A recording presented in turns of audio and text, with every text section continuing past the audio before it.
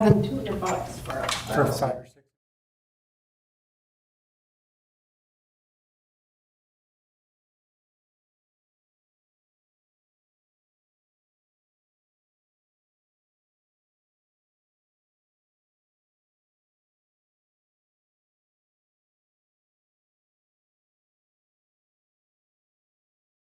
So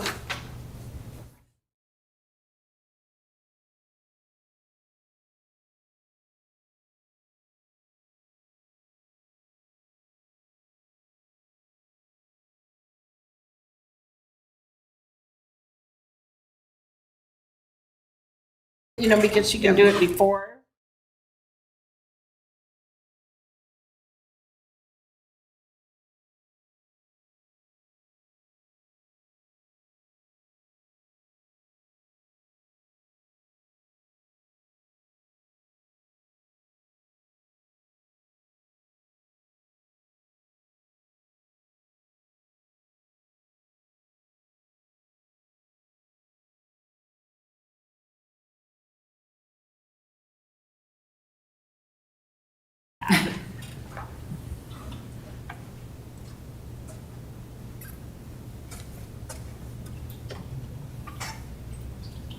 And by local, you mean county too?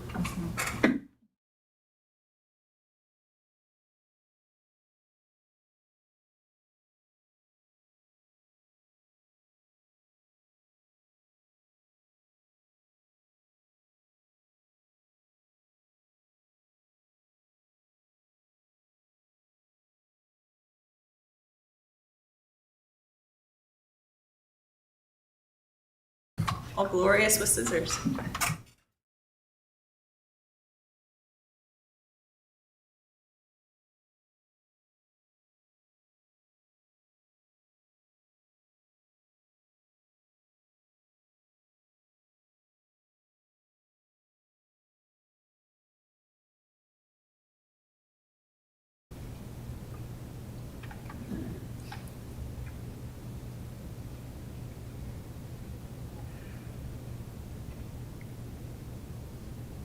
Anyone heard from David? How he's doing? Is he getting much sleep?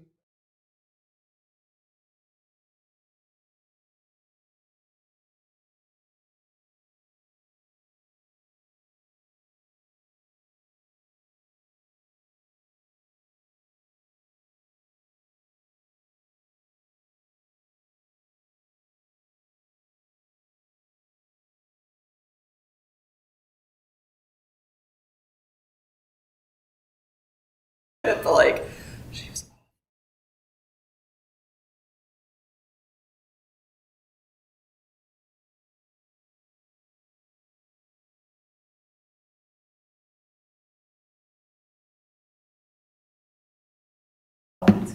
To this day. That's a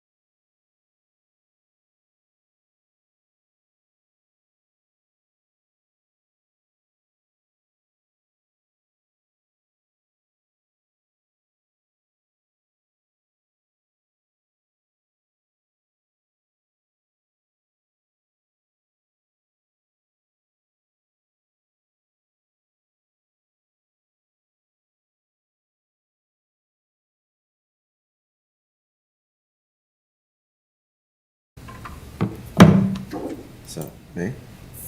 IT, good? They turn my things on. All right, cool. Okay, thank you all so much. This City Council meeting for August 4th, 2026 will come to order. We will begin tonight with the Pledge of Allegiance. I pledge allegiance to the flag of the United States of America and to the republic for which it stands, one nation, under God, indivisible, with liberty and justice for all. Clerk Beck, can we please get a roll call? Mayor Tapia Vega, Here.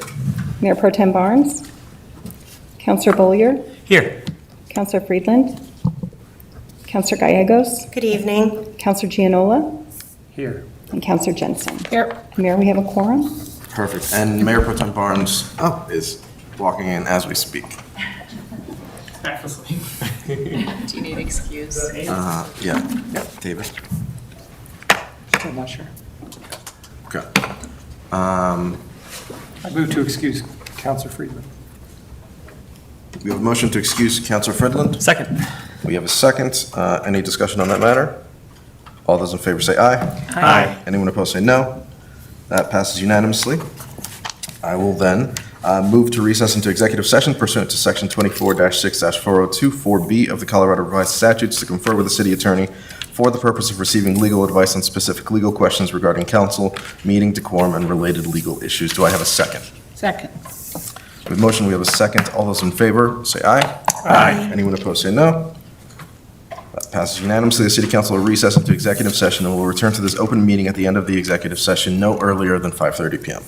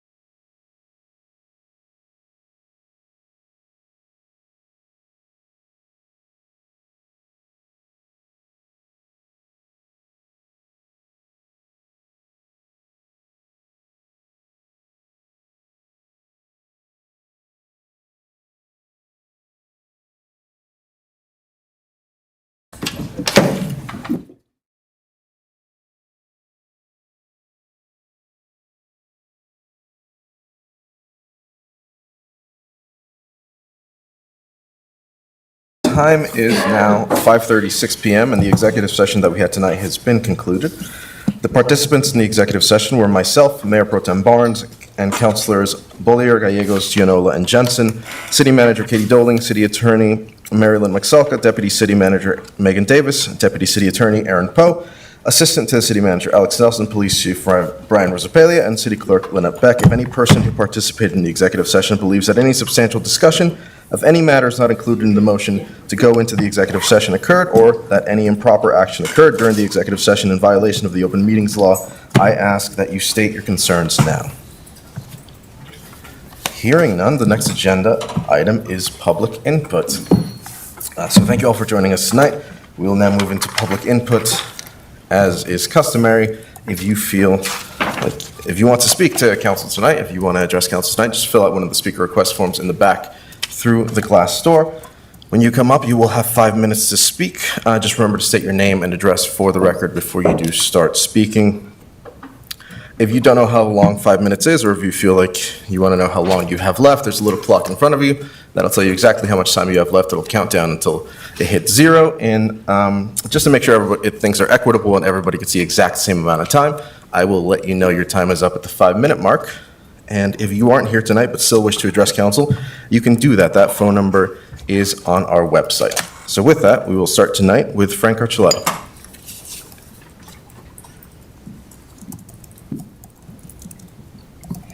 Thank you, Mr. Mayor, and welcome Kenny Barnes back. I haven't seen you in a while. I'm going to present facts and the truth here this evening here. Lafayette City Council, at this time, I would like to recommend council to name the new small pocket park on South Public Road and Kimbark to be named Roosevelt Luares, and this is why. Your Lafayette Resolution number 2016-96 states, the City of Lafayette desires to acknowledge our national racist and discriminatory history and the City Council's responsibility in promoting the values of equity, social justice, and freedom from fear or persecution. Based on race, ethnicity, and ancestry, the City recognizes the needs to examine seemingly neutral policies and practices to determine whether they are contributing to inequities and there is need to change or eliminate policies or practices. Racism and discrimination was rooted deep in Lafayette. Roosevelt Luares, at the age of 13, was a true early civil rights activist, fighter for equal justice after the Ku Klux Klan ran Rose and Roosevelt out of town between 1934 and 1935. The reason was because Rose and 25 Latino families filed August 13, 1934, a lawsuit against the City of Lafayette and the Lafayette Fire Department as they denied the Latino families to be able to swim at the Lafayette swimming pool. Santa Monica, California, June 16, 1935. Rose was struck and killed by a car. The driver was Alexander McDonald. Roosevelt saw it happen. The brave early civil rights activist came back to Lafayette just less than 1 month later to testify to serve as evidence why she was not allowed to swim at the Lafayette swimming pool. Because of racism and discrimination, the Lafayette Fire Department had put up a sign, white trade only. The court was held July 11, 1935 at the City of Boulder. Council and staff, can you imagine the psychological fear, trauma, and the deep pain Roosevelt was going through at the time after the intimidation from the Ku Klux Klan and the death of her mother, Rose? and to have to testify at the age of 13 at the Boulder District Court. Roosevelt was a very brave, young, strong 13-year-old girl. This is the reason why the park should be named after Roosevelt Lueris. I have promoted the truth, and I've asked council with my passionate plea to name the park Roosevelt Lueris. As you represent the citizens of Lafayette, council, it is essential that you truly want to build an inclusive, healthy community. The park should be named after Rose. Equity, opportunity, and protection under the law, and now we are in a democratic society. In a democracy, our voices do matter. We must never forget our past, history, and whatever we do in 2026. Justice, life, liberty, happiness for all.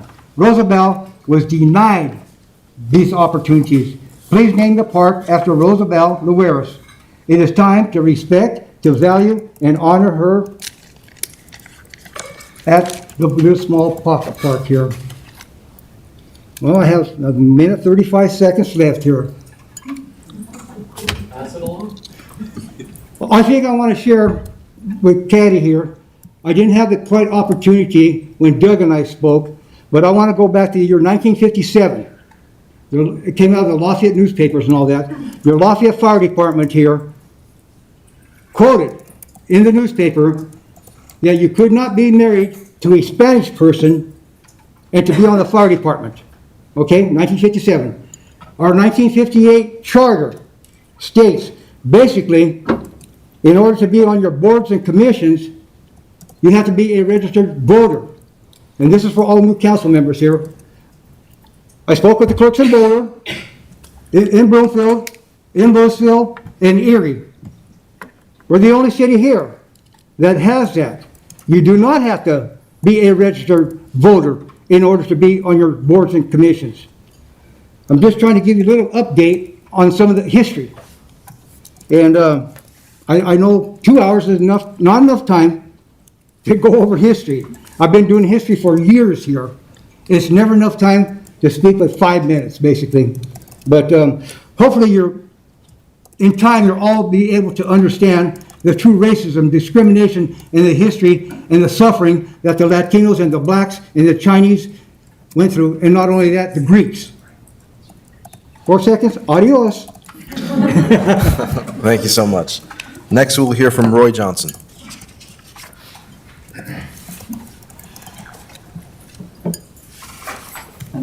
Good evening, Mayor, Mayor Pro Tem, councilors, chief, city clerk, city manager, and city attorney. I only got 2 minutes left. I'm Roy Johnson, 2547 Sweetwater Circle. I'm here representing my personal viewpoint only. I'm speaking to urge, I know you guys give good eye contact, and we can't because we got to read real fast, so I apologize for that. I'm speaking to urge that you do not place additional taxes measure on the ballot. I'd like to illustrate the cost in different terms than how the city presents it. For illustration, use my wife's and my home based on county treasurer's last year tax records and county assessor estimates of 2026. Our taxes will go up from approximately $4,000 a year to about $4,800 a year, a 19% increase. The city of Lafayette portion of the 2026 estimate is $797. When last year's approved capital improvement tax kicks in at $300, then it'll go up to about $1,100, which represents about a 37% increase in city property taxes, which was never represented in those terms before. The proposed tax being described as very small, a $37 increase for an average home represents an additional 3.3% increase, accumulating to 40.3% increase in the last 2 years for city property tax. Over 20 years, last year's approved increase of $300 a year over 20 years adds up to $6,000, and a small $37 a year over 20 years adds up to $710. So asking for a $710 check right after the city asks for a $6,000 check kind of puts in different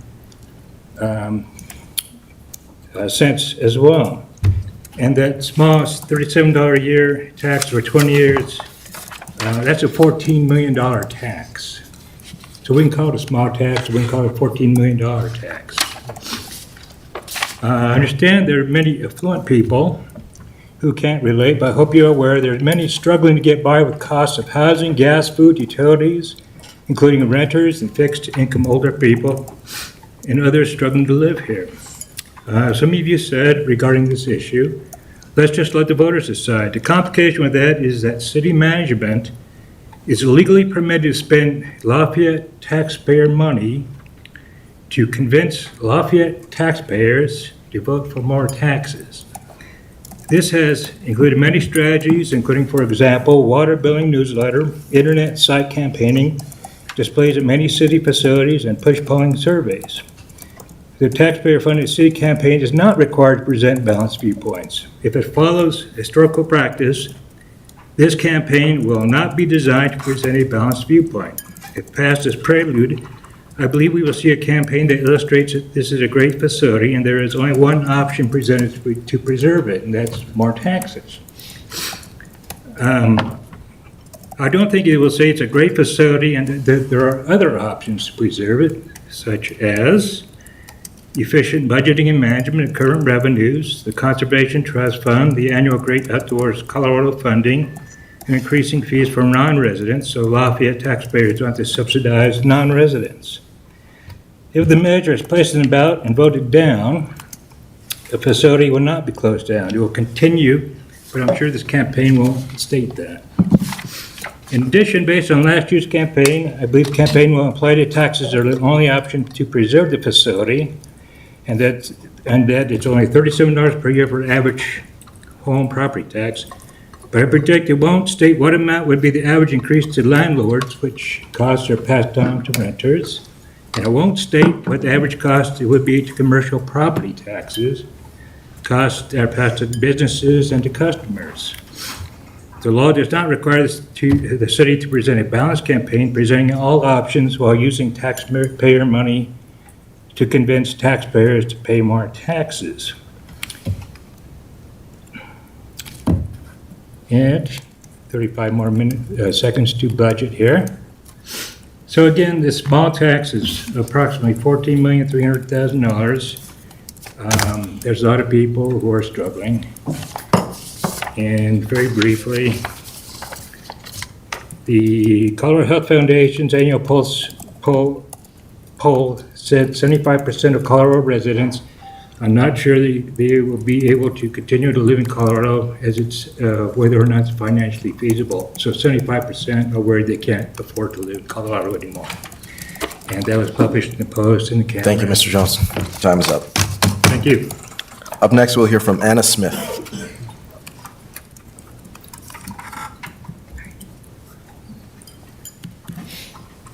You want my address, right? Yes, for the record, that would be great. 220 Summit Circle. My name is Anna Smith. Good evening. I'm a 22-year resident of Lafayette. I'm here to speak on behalf of the community that utilizes Bob Burger Rec Center. Can I get a quick show of hands of who's here to support? Okay. We are a unique community, and this rec center remodel that was presented to us by the Davis Partnership does not represent us. Why was there such a departure from the plans presented with the bond initiative? The plans presented by Davis Partnership did not align with the survey results, nor with the initial plans of what our citizens need. The presentation was so disorganized with no clear plan to notify the public of future changes to it. Not to mention, the presentation was moved to a smaller room that accommodated fewer participants in the discussion. We had people sitting on children's chairs and standing in the back of the room 2 rows deep. It was not comfortable, nor was it inviting to the discussion. It felt sneaky and purposely deceptive. Did the city hope we would not attend so that these plans could be implemented without its citizens' input? I certainly hope not, since this is a bond measure that we approve that will be paid by our property tax dollars. Therefore, the end results need to reflect our needs, not the wild imagination of an architect, not even from our community. We are here because we have serious concerns with the plans, the process for the remodel, not to mention the company hired. There were other bids presented but the company chosen was the most expensive and the least experienced in recreation design. I know from public records that there were 2 other bids from companies better equipped to complete this project with lower costs, one of which has actual ties to this community. Why are we not keeping our tax dollars local? Don't we preach shop local? So explain the logic of hiring a more expensive firm from Denver with less experience in recreation remodels. We do not feel this firm has the right experience nor presented the right plans for the best price to complete the project.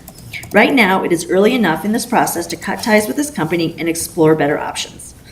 Our issues with these plans are that they focus too much on leisure time areas and activities that don't support our interests.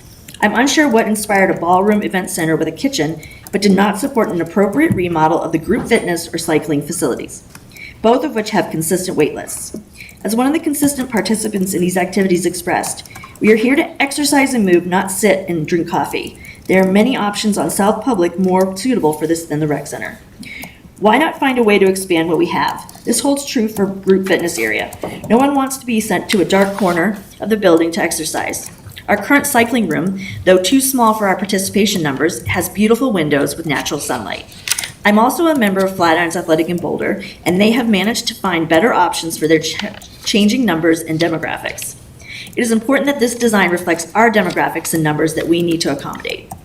This is only one example of our issues with the design, but there's not enough time in this meeting to give them all. Just know that we have many concerns about many aspects of these plans and the company involved. We would like to have our community involvement in the process.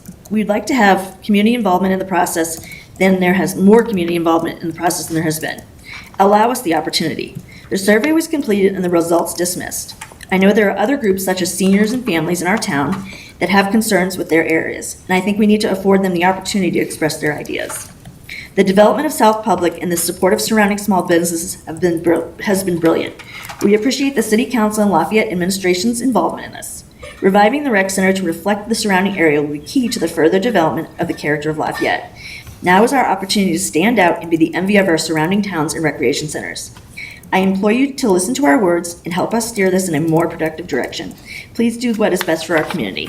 Thank you for your time and attention to this evening. I look forward to your response. I have a minute left, but I don't need it. Thanks, guys. Thank you. Next, we'll hear from Brad Edwards.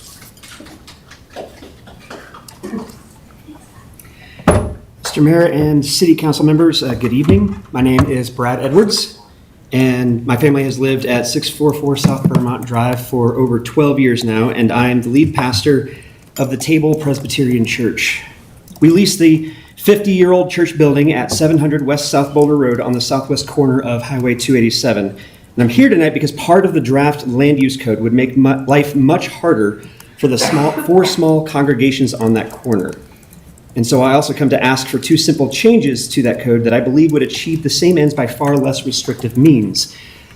But a little context first. It was 10 years ago this month that Leslie Pomeroy graciously let our brand new church launch Sunday services in the Hive, which, if you remember, that's the very small venue at the back half of East Simpson Coffee's original location.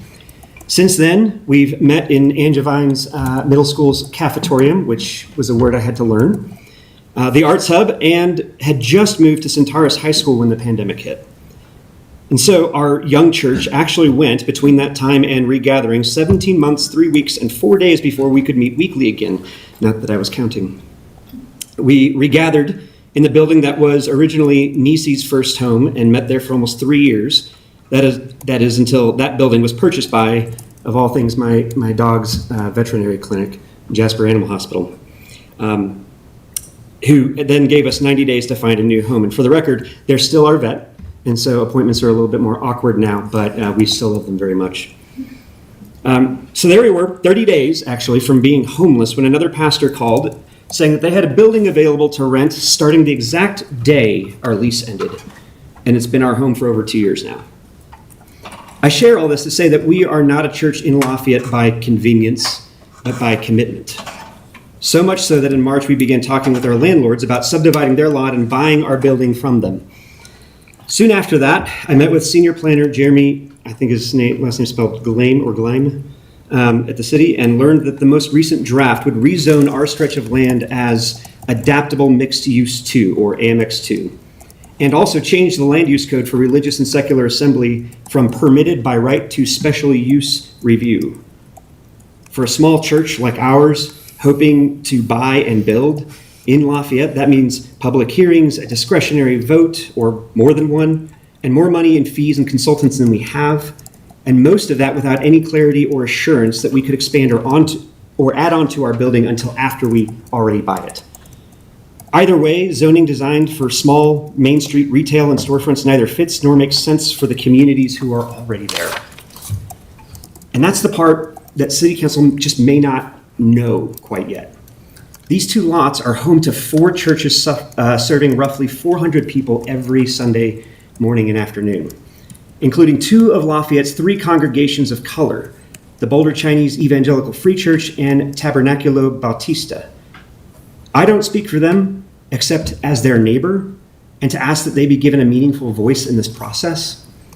And I also gently note that special use review lands heaviest on congregations like theirs, ones without land use attorneys on retainer. Also, the Table is not a huge church with a multi-million-dollar budget. We don't even have a $500,000 budget for that matter. But we sublease our space to Tabernaculo at about 1/3 of their previous rent. And that's because they're as much our family as the 225 people who call the Table their home as well. So with that context, I just have 2 requests. First, that City Council, the powers that be, rezone these 2 lots as neighborhood mixed-use center rather than AMX2. That's how this plan already zones Lafayette's other houses of worship, including First United Methodist Church, Lafayette Unitarian Universalist Church, and most notably, Immaculate Conception Catholic Church, which is similarly situated along Highway 287, just on the east side of the highway. Furthermore, and to be a little bit blunt, no other house of worship in this draft is zoned as AMX2, except this one stretch of land that only has churches on it. So it doesn't make sense, and hopefully that you can understand our confusion around that. Second, we'd ask that you make religious and secular assembly permitted by right rather than special use review. This would be far more consistent with how this land has been owned and used for its entire history, and it would actually match the current draft of the plan use review already. It's also why the Wanaka family gave this land to the Baptist congregation that built our building in 1976. So I know that as a pastor, I'm biased. Thank you so much, sir. Unfortunately, the 5 minutes are up. Okay. I'm sorry. Thank you. I had a good joke, though. Next we'll hear from Tim Twinning. Good evening, Council. Good evening, Mayor. My name is Tim Twynham at 334 Torres Drive. I'm a husband, a father. I am a member of the Table Church, and I'm also a business owner based here in Lafayette. I also sit as the marketing representative on the Colorado Wildlife Council and have helped Colorado Parks and Wildlife with their marketing and communications for 6 years. My company is Household Film Company, a commercial and documentary production company based here in Lafayette. We serve local, state, and national organizations, including Fortune 500 companies such as Home Depot, Land O'Lakes Inc., Nike, and more. But a bigger part of why we exist is to serve the Colorado filmmakers. I don't need to tell you about the incredible economic opportunity that comes with one of the largest film festivals on the planet, Sundance. You may have seen the film that went around promoting Boulder as the ideal location for the landing spot of the Sundance Film Festival. Myself and my team produced that in partnership with the Colorado Senate and other local organizations, raising funds for Boulder to be in the lead in the final selection. I was able to leverage my 16 years of experience working in the film industry and was able to get our pal, Oscar-nominated actor William H. Macy, to do the voiceover for that piece in his closet in his home in Aspen, of all places. That film was made entirely with Colorado filmmakers, and it's just a representation of the true talent we have in this state. This is an exciting time for the Colorado film industry. After decades of lacking proper incentives that push larger productions out of the state, having the festival here will not only make our state a destination for film, but will bring with it a massive surge of brands, studios, celebrities, and filmgoers, all descending on the Front Range in January. And even more importantly for the residents here, everyone will be looking for a place to sleep, to eat, to host events, and to host screenings. 3 years ago, my company started an annual gathering here in Lafayette of local filmmakers we call Family Reunion. It's a self-funded event that brings our industry together for a night of community, screening Colorado-made films, and conversation. This strengthens our network, paired with everyone's desire to gather and grow and socialize. We have brought an unprecedented number of people to these events. The local church, The Table, has generously been a part of hosting this event in the past, and we look forward to more opportunities to host this event in the future. In the 16 years I've been in film production and marketing, no organization has been more eager to be a creative catalyst and to open their doors to the broader community. The Table Church and this location we are discussing is an ideal host and ideal location in Lafayette, not only for our event, but other Sundance events that are coming to our region, bringing both the cultural prestige and the economic benefits of this world-renowned festival. That's the hope anyway, and the city of Lafayette can make that hope a reality by making it easier, or at least not harder, for the table to buy, improve, and build on this lot. Thank you so much for your time. Thank you.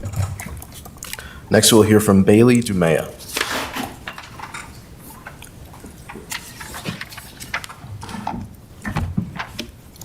Good evening, everybody. My name is Bailey Dumea. I am also a member of the Table Church. I am also a licensed Colorado family law attorney. The number one place to practice law is family law. I'm sure a city attorney can vouch for that. I wanted to answer a simple question for y'all this evening. Why should Lafayette want to make it easier for this table to stay here long term? Because churches often serve people in spaces where government programs and traditional social services simply cannot. Many families don't qualify for assistance, but they are still struggling.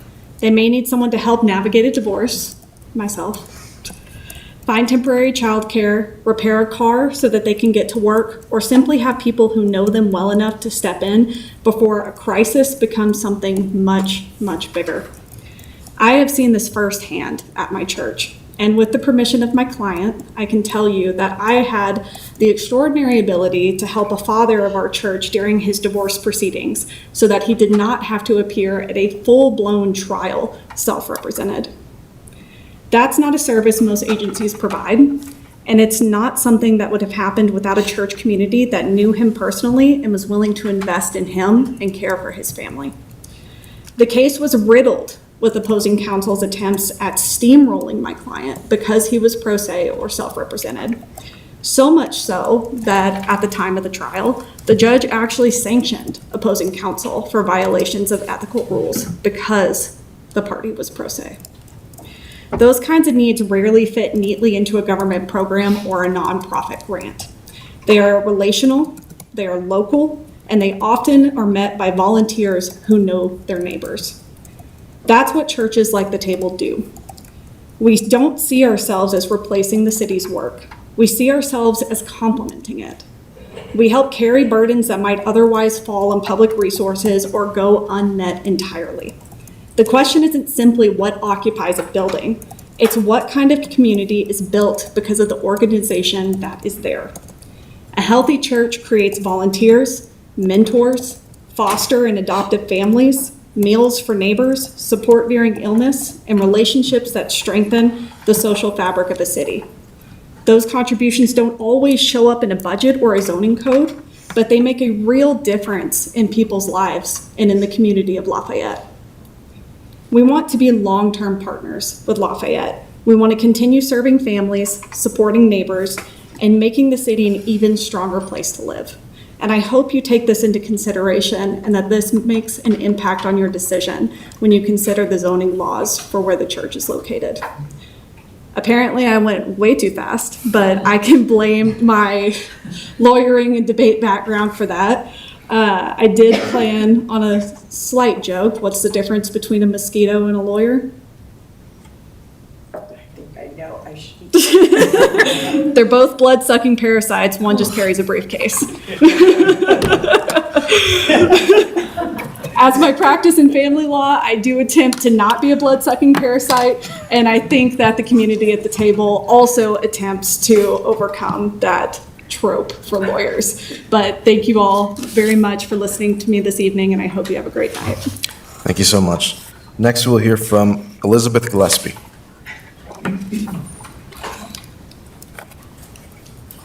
Good evening. Elizabeth Gillespie, 202 Northfoot Avenue. Hi, my name is Elizabeth, as I said. I've lived in Old Town with my husband and 3 kids for the last 12 years. I don't think it's an exaggeration to say that Old Town is the center of our lives. We could actually send our kids to college with the money we spent at East Simpson and Odd 13. We've rarely missed an art night out where my daughter brings home poems from Z every single time. We walk annually in the March for Peace, and our son is volunteering at the Peach Festival this weekend with the Centaurus soccer team. Our daughters are at the Arts Hub 3 days a week, and our kids were raised in soccer by Karen and Pancho. Both my husband and I own a business in Lafayette. For the last 11 years, I've run a psychotherapy practice on East Simpson called Between. In the last 11 years, I've supported hundreds of families, individuals, and couples through every imaginable situation with a focus on relationships. I do good work with my clients and have had the privilege of watching them work hard, be brave, change, and repair their most important relationships.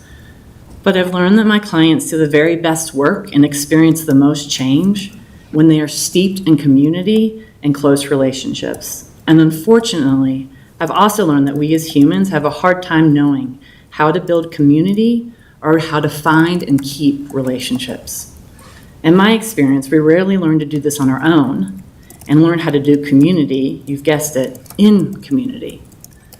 And for all the amazing, refreshing ways that Lafayette values community, there aren't enough places that truly welcome all people, and even fewer that don't require a commitment of time or money to participate. When we first walked into the doors at the table 10 years ago, we were welcomed without knowing anything about what we think or what we believe. We know what it feels like to receive meals when life makes even the most routine things feel like too much. Because of the table, we know what it's like for other adults to care for our kids like they are their own. We know what it's like to belong no matter what. And that experience only produces good things. It changes people. It changed me because of the way that I was welcomed. I now know how to welcome others regardless of what they believe or who they voted for. I know what it's like to care about the unhoused and welcome them into my home, feed them Thanksgiving dinner, and offer them a bed. I know what it's like to open my home and cook for 30 people I don't know and be willing to clean up my house again because it's been trashed by other people's kids.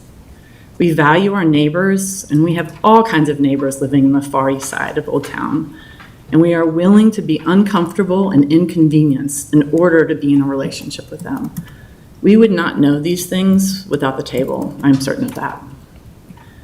The pure existence of neighbors in Old Town, or even the ability to walk to community events, doesn't guarantee a community.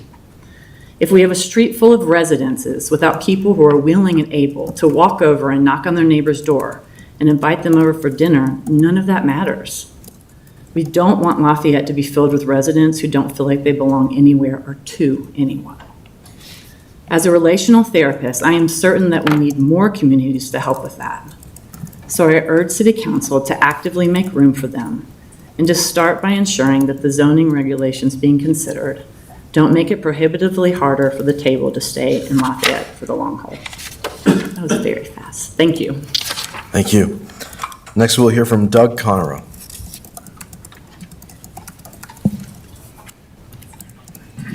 Evening, Doug Conero, 513 East Elm Street. It's me again. I'm here to talk about the Coca-Cola sign tonight, and from reading the agenda packet, essentially you'll be presented with two options. One is to keep it where it is, restore it, and let Rick Ross take possession of it, which he's wanted to do for 2 years now. He's wanted to be the caretaker of it. Great option. The uncertain is number two. It's kind of an uncertain. Maybe we'll take it apart and save the Patton Gar. Maybe we'll move it to the new city hall. Maybe we'll put it in storage. Maybe we'll put some art in its place. There's all these unknowns that have no cost associated with any of them. We do have a cost associated with the Rick Ross option. There are 3 quotes, 3 estimates. Laura has agreed to contribute $50,000. One of the options is 35. One's a little higher. One is the canning, which is the most expensive. You're going to have to spend $15,000 anyway to move it, to get rid of it. You're going to have to fix the side of Rick's building and fix the sidewalk. Everything ages, and I want to emphasize that this mural has been cast aside as a temporary thing, a temporary building with wood that ages, but everything ages if you don't take care of it. And that's what happened in this instance. It was not taken care of. If you let this happen to the Arapahoe Center, an older building with older siding, with old paint, and you let it age and the paint peeled off, you'd be in the same situation. You have to maintain it. We have better paints today if we repaint it and restore it. We have better technology in clear coating it to maintain it. It needs to go over to the private sector. The public sector, this building had its chance to maintain that sign and keep after it, and didn't.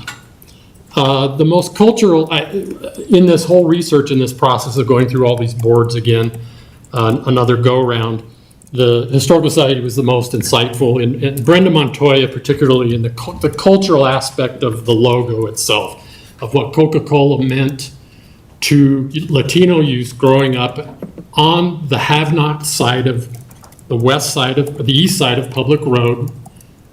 Latinos, have-nots, the west side of Public Road, wealthier families, the haves, and here's this beacon on the west side of Public Road of the Coca-Cola sign, the most recognizable logo, yes, in the entire world, but it meant something to the have-nots on the east side, to her family and to her ancestors.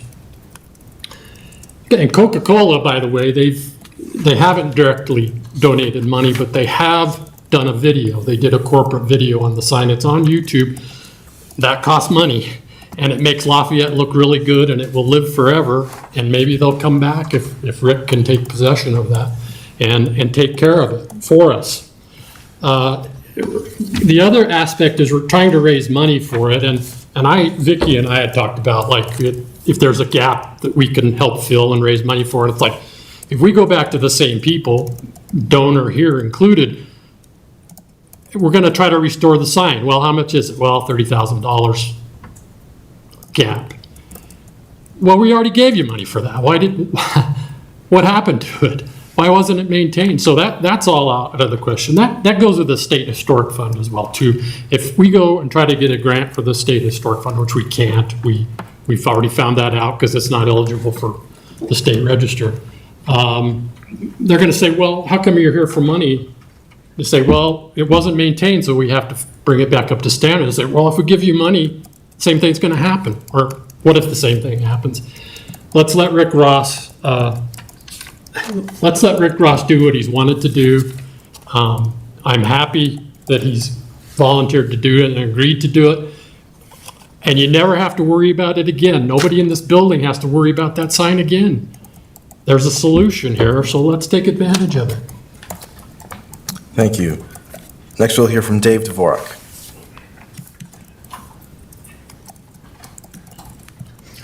Good evening, Mayor, Mayor Pro Tem, councilors, city staff. I'm Dave Dvorak. I live at 2340 Rimrock Circle in Lafayette. I'm here to discuss several issues with you tonight. Item number one regards the cemetery issue. Last thing you probably want to hear, but no, this is to actually thank you. I really believe that the city staff and the city councilors created a sound plan with good option for the cemetery plot owners, specifically subcommittee members, Mayor Tapia Vega and Councilor Bellew, held 2 meetings for input from the community, and in spite of anger and abuse that was directed specifically towards them, they maintained their composure and continued to listen. And out of that came a great, I think, a really good plan. Thank you for guiding everybody, the rest of the council, and unanimously voted for that plan in the end. Thank you for guiding this emotional laden issue through all the required processes and producing reasonable and just solutions. We know there's still some work to be done by city staff, but you have a framework to go by. Thank you so much, everyone, all of you that had a part in that. Number 2 issue is talk about the land use code. Actually, I thought that maybe was on the agenda tonight, but I think it was moved or it's not there, right? As far as I can see. But I want to compliment again the city. The city, represented by all of you, has really remained true to its mission and the fidelity to the comprehensive plan that was passed several years ago. It's actually amazing to me how closely you have followed the comprehensive plan as you laid out issues, or the consultants did at this point, for the land use code. And that's, very impressive and very important. So I want to talk to you note three items as examples. Currently, there are provisions for ADUs in that land use code, which a number of us had supported. And we know there's a little bit more work that should be done on the affordability issue of those ADUs. So I know you'll be working on that. Number two is the mobile home zoning plan that we supported, we being Social Justice Ministry from Immaculate Conception and many others at the time the comp plan was being written. So we know it's now in the proposed land use code. Thank you. Thank you.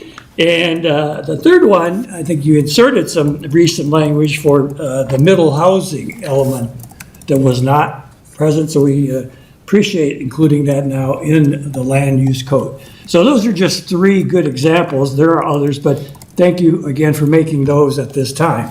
And I assume the land use code will be up for reading one here pretty shortly, we hope. Number three regards the inclusionary housing proposal. That appeared at one of your meetings a month ago, I think, or so, from the consultants, made their recommendations. And there's still work to be done, we feel, in the in lieu payment section and addressing the AMI numbers. Specifically, the AMI level should probably be put down at the 40-50% level.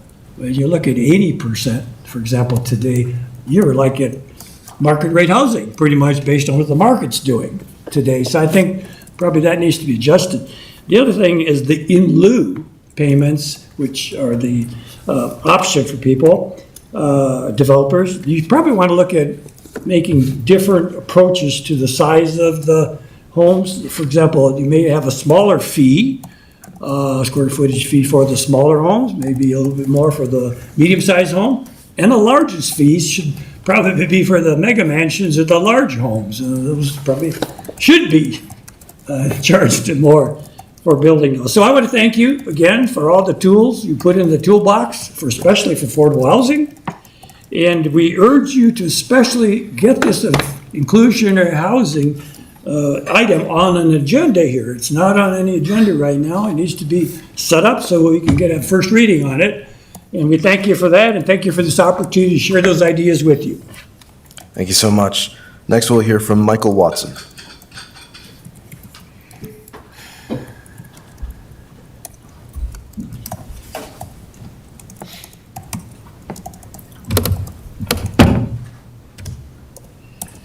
Hi, Mike Watson, 708 South Carroll Avenue. I'm a member of the anger and abuse category, I guess, because I'm also speaking on the cemetery issue. I have concerns with how that was handled, and I'm going to drop this after this meeting.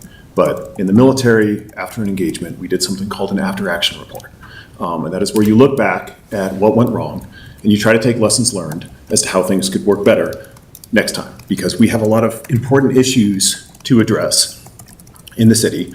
You've heard a lot of them tonight, and they will continue to come. And how we solve those problems and how we come together as a community and work together to try to solve them is going to define us as what sort of a town we want to be. Personally, I'm scared because I feel like we're losing our democracy. And it's not being taken away by force. It's being slowly drowned in bureaucracy and procedure. On May 19th, Kyle, you said, this is disgusting. I want us to have a flat conversation where we sit in a circle and we hear and we talk and we engage, and not something that feels like folks are testifying on whether or not they can bury their loved ones next to their loved ones. Thank you for that speech. Of all the political watching, local, state, national, that is the most fantastic and heartfelt moment of politics that I've seen. And thank you for that, because you got a standing ovation from the room and you made a lot of people happy. On 6-2, you said, it will be discussion and a dialogue where we hear from you, where we learn from you.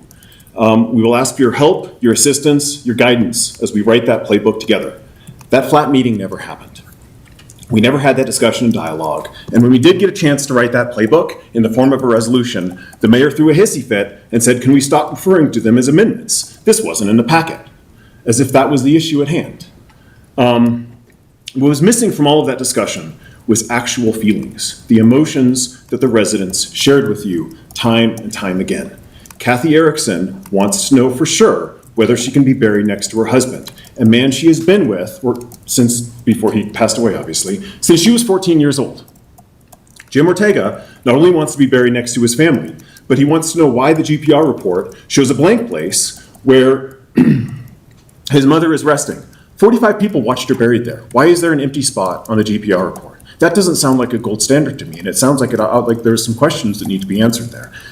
If you watch the interview on Channel 8, I think right after the meeting, Kyle, you did a piece there, and Jim Ortega followed you there.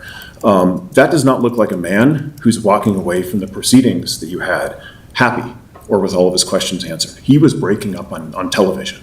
That was appalling to watch. Gertrude Garcia stood at the podium at 91 years old, 65 years married, asking to be laid beside her husband in the plots they bought 55 years ago. These are personal stories. They need personal attention.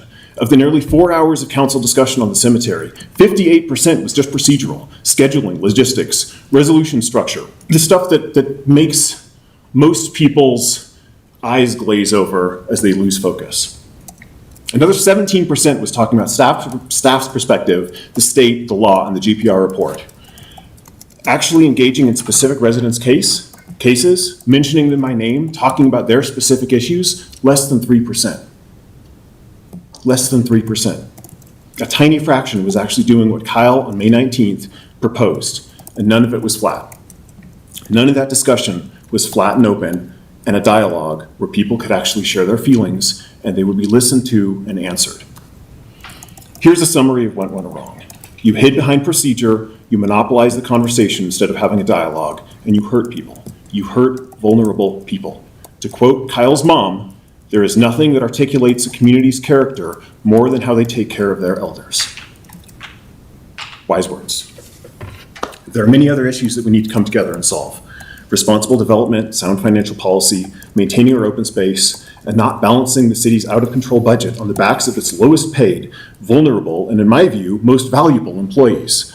This is going to come up with the budget where they're trying to cut the healthcare benefits of the workers over in Public Works, who are the lowest paid and probably hardest working members of the city. You want to congratulate city staff? Go over there and shake their hand because they make this city work. And they deserve health benefits that keep them safe, that take care of their family members. And if you're going to balance the city's budget, you don't do it by targeting the vulnerable people in your community. We need to do better. This could be a learning experience, or it could be yet another thing that divides us. Please let it be the former. Thank you. Thank you. Next, we'll hear from Vicki Euland.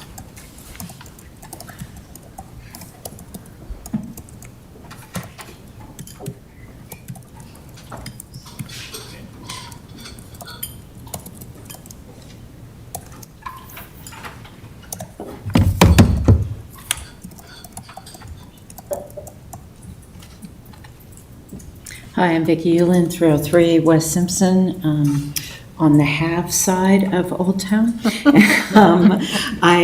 First of all, I wanted to say thank you to the city on the excellent work on the Chase Bank public input. I loved the videos. I heard from a lot of people that don't normally weigh in or communicate with the city how much they appreciated the chance to do that. I thought it was really creative and insightful, and I thank you to Bridget and the staff for doing that, and I hope that we can have more types of public input like that. The second thing I wanted to talk about was the Coca-Cola sign. I strongly support option 1 and I strongly don't support option 2. Option 2 would mean this is no longer a historic sign because you would only save the patent guard strip at the top and replace the rest with modern murals. It destroys the placemaking connection to the historic advertising murals that were once prevalent on Public Road when it was the Lincoln Highway and Saloon Row. I attended both the HPC and Historical Society meetings about the sign, and both groups said this is a key aspect of the sign and something that's important to preserve. Plus, I don't think option 2 would honor Lafayette's first female city councilor because it would make no sense. It would just be a strip of wood with her name on it with no context about her role in the city as a business owner, which was quite an accomplishment for a woman in the 1950s and helped elect her to council. This sign was how she advertised her business. Also, this sign has become an iconic part of Lafayette in the last decade. People take pictures in front of the sign. It's used in city marketing materials. It's on the cover of the 2025 budget. The city's Facebook post last weekend for Colorado's 150th anniversary includes a photo of the sign. Restoration of the sign would continue its role in marketing and placemaking for the city. Replacing it with a series of revolving murals takes away its uniqueness and makes it just one of the many public art installations we already have downtown. I think it's also a bad look that after years of neglecting the sign that the public raised $126,000 to restore, the city would decide to paint it over. Which leads me to the idea of restoring the sign in place. I'm surprised your packet doesn't include details of the bids from the restorers, including whether they can restore the sign in place, as council mentioned back in February. In the budget in your packet, there's $15,000 for removal of the sign for restoration. If the sign is restored in place, all of Lura's $50,000 in funding can go to restoration of the sign. Restoring the sign in place also saves time. We've already spent 6 months on this process, and the sign is deteriorating every day. Local historic preservationists say the most productive outdoor work months are September and October. So if we can get this approved tonight and a restorer under contract within the next month, then we can get this whole issue off everybody's plates. Regarding the transfer of the easement to Rick Ross's company, I strongly support that, and I trust that Rick will maintain the sign better than the city has. But Rick will not own the building in perpetuity, so I support staff's proposal of an economic development agreement and conservation easement that would establish minimum maintenance requirements, ensure continued public visibility, and define future preservation responsibilities. I also support city landmarking of the sign as an extra layer of protection and as a demonstration that the city values and honors its historic assets. The Historical Society told us they were going to write a letter to council recommending that you approve putting objects like the sign into our local landmarking criteria. So can we please do that as soon as possible so this sign can go through the landmarking process? I believe all this needs is a council ordinance adding objects to the city landmarking code language. Thank you to your commitment to doing the right thing with this sign, which is literally and figuratively bigger than all of us. Thank you. Up next, we'll hear from Kurt and Mary Pat Munding.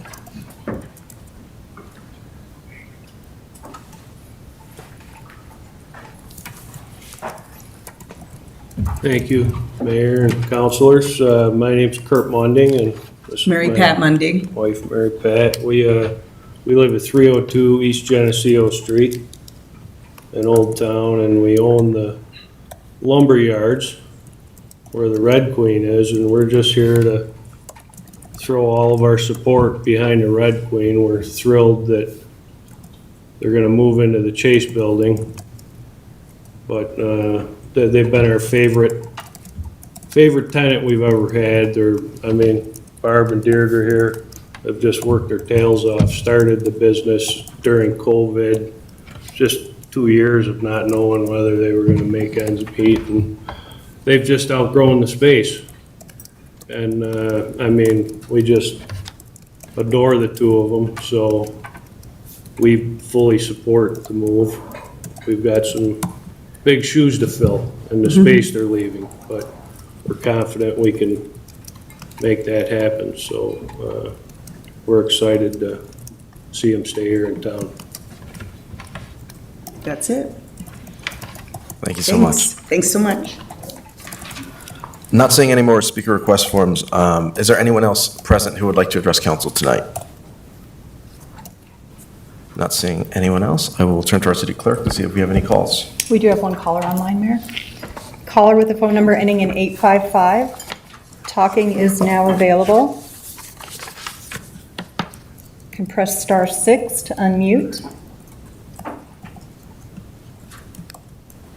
Phone number ending in 855.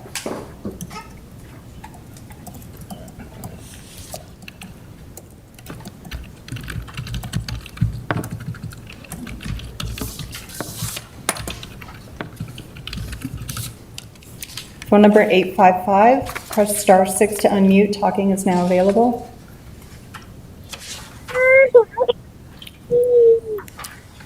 Hi, can you hear me? Yes.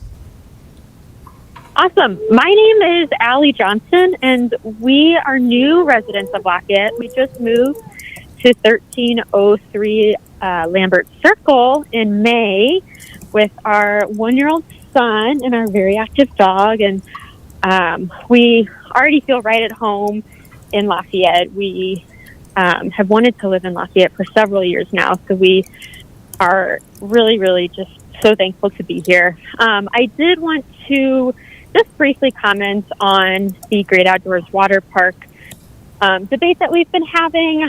I will admit I don't have the time and capacity to do any deep research on the statistics or what all is going into the tax with it. But I just wanted to put my little 2 cents in and share that as a young mom, as a stay-at-home mom, we really love going to the water park. It is something that gets us out of the house, especially on these crazy hot days over the summer.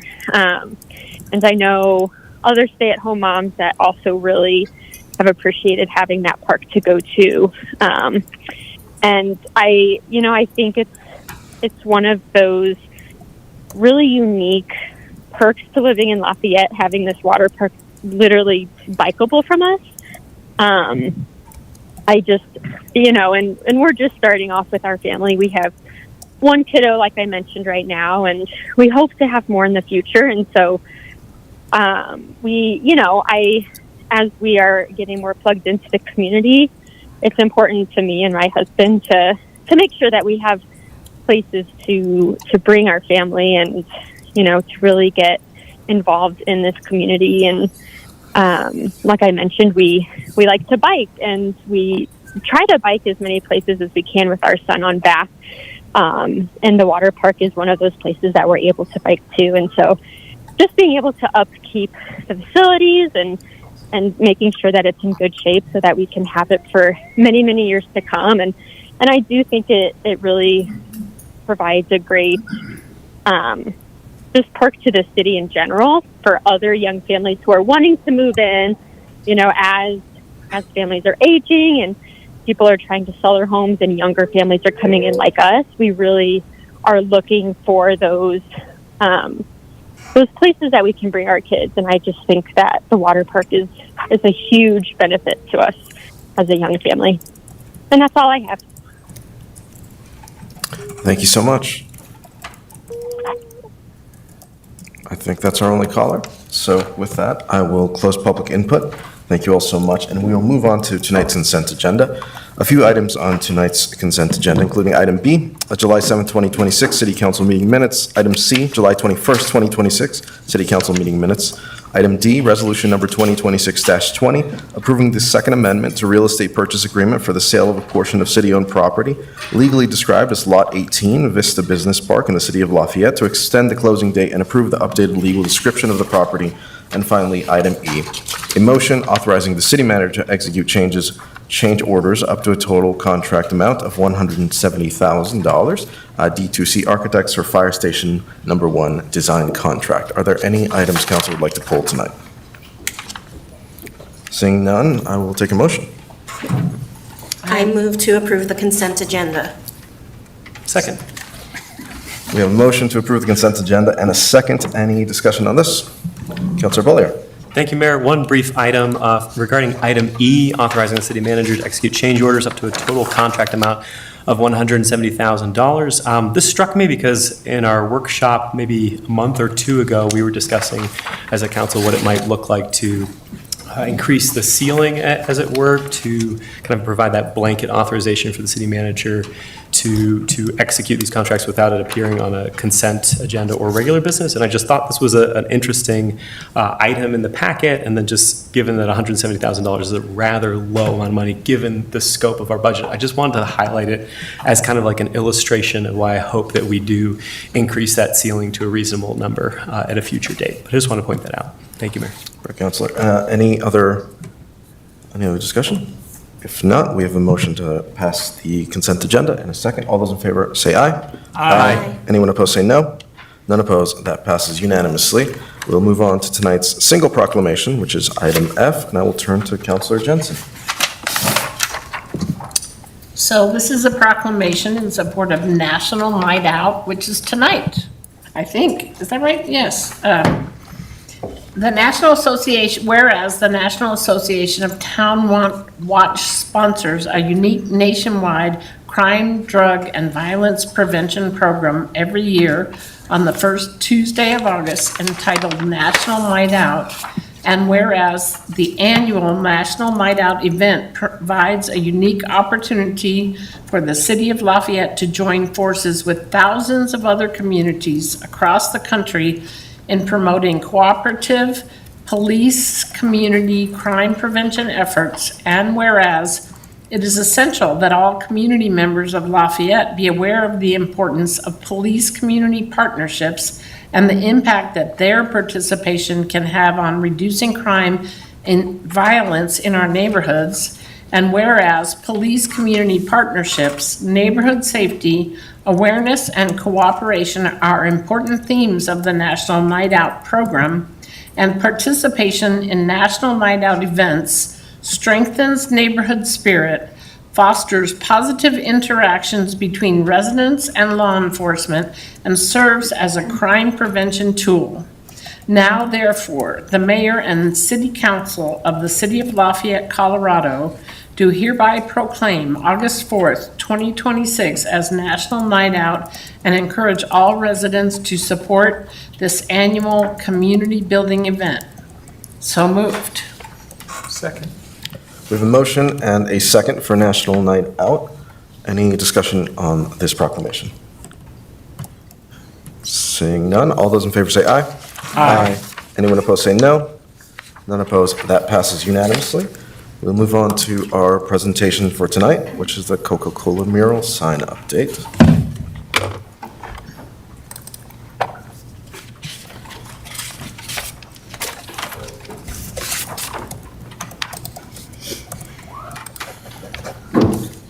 Good evening, Council. I'm Bridget Keating. I'm the Director of Economic Development. Put the mic a little closer to you. Thank you. Is that better? I don't know yet. Let's talk. You let me know if I need to move it, okay? I'm here I'm here after our meeting that we had in February about the Coca-Cola mural to report out on the due diligence we did for long-term preservation, and then also get direction from City Council on a preferred preservation strategy. So tonight, I'm going to do a very quick background of the sign because we're very familiar with it, then go through those due diligence updates, potential options, and be looking for direction from Council. So we're very familiar with the sign.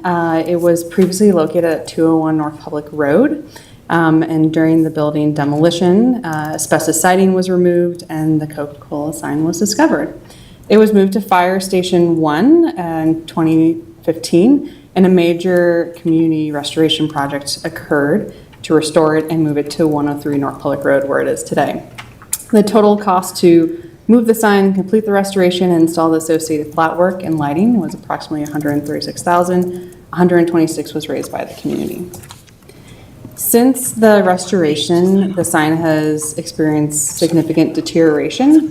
In 2024, the Urban Renewal Authority, LURA, and the city retained John Canning & Co., a nationally recognized architectural and conservation firm, to evaluate its condition.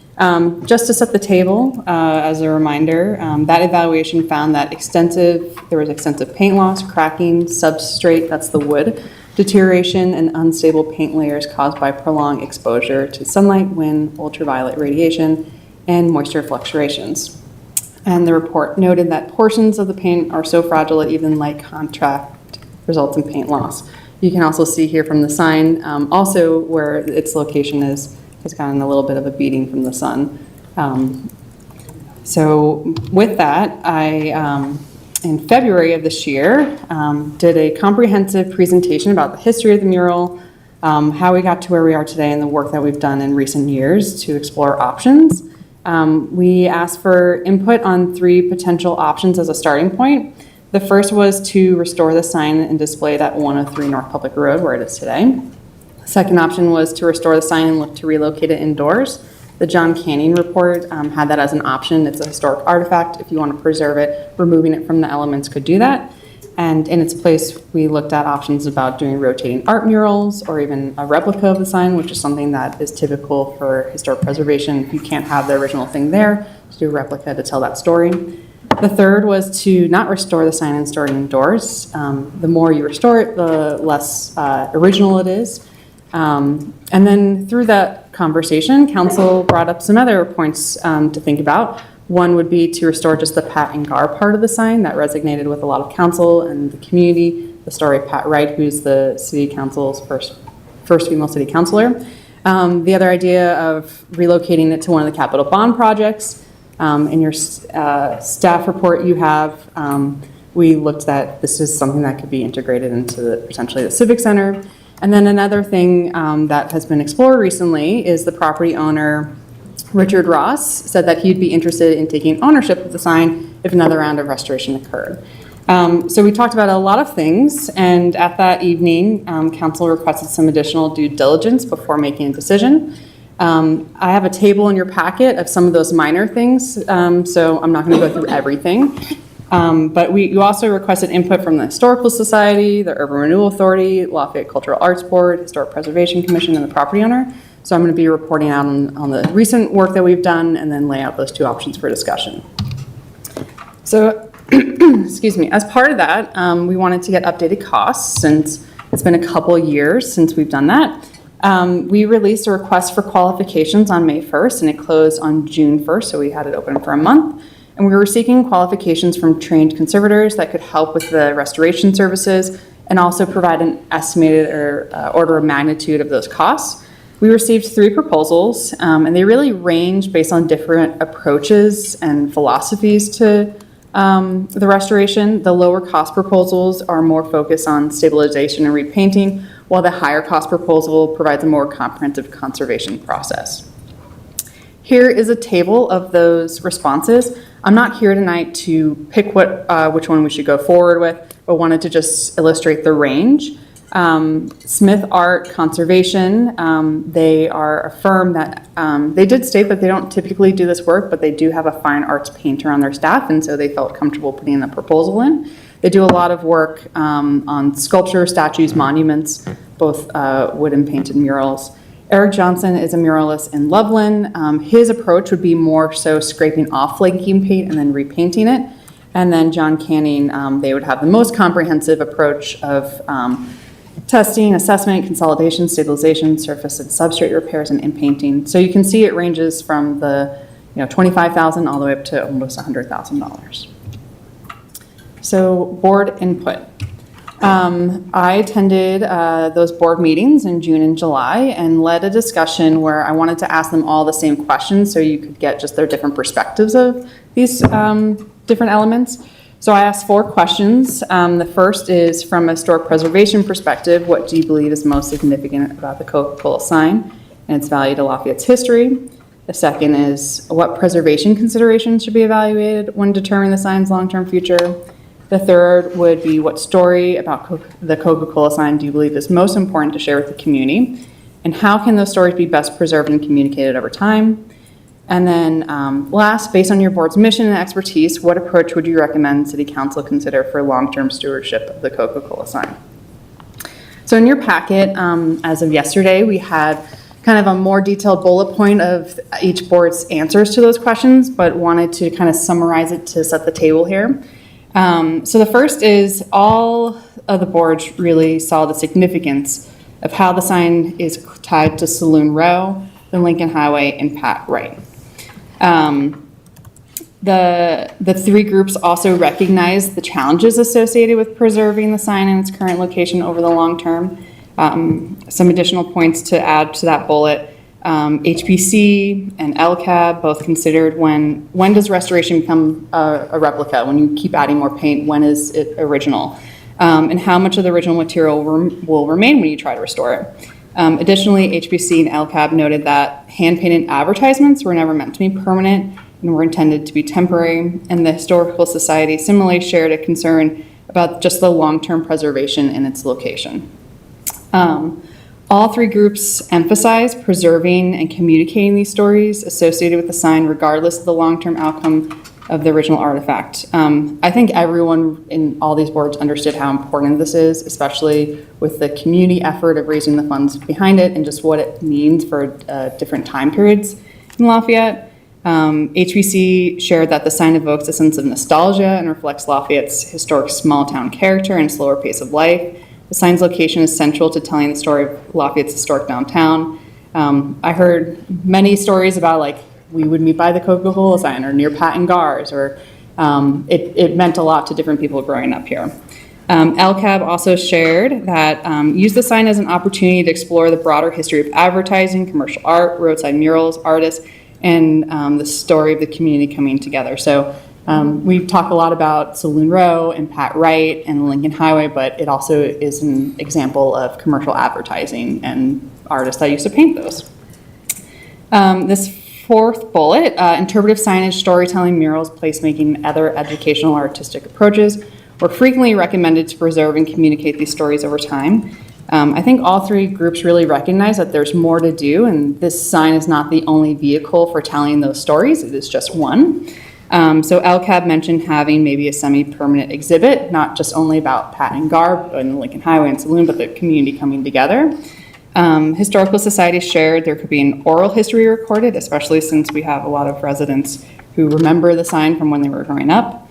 And then HPC and LCAB both were interested in preserving the Pat and Gar banner, with which feels uniquely tied to Lafayette, and then telling our stories through artist interpretation of Lafayette's broader history through murals. So they both were interested in this concept of saving just that banner and then potentially having rotating murals underneath. That was something that was discussed at both HBC and LCAB. And then this last bullet point, all three groups recognize the sign's connection to Lafayette's history and discuss how its location should factor into preservation efforts. So the Historical Society said that, this story should be preserved even if the sign is relocated or if there's a replica.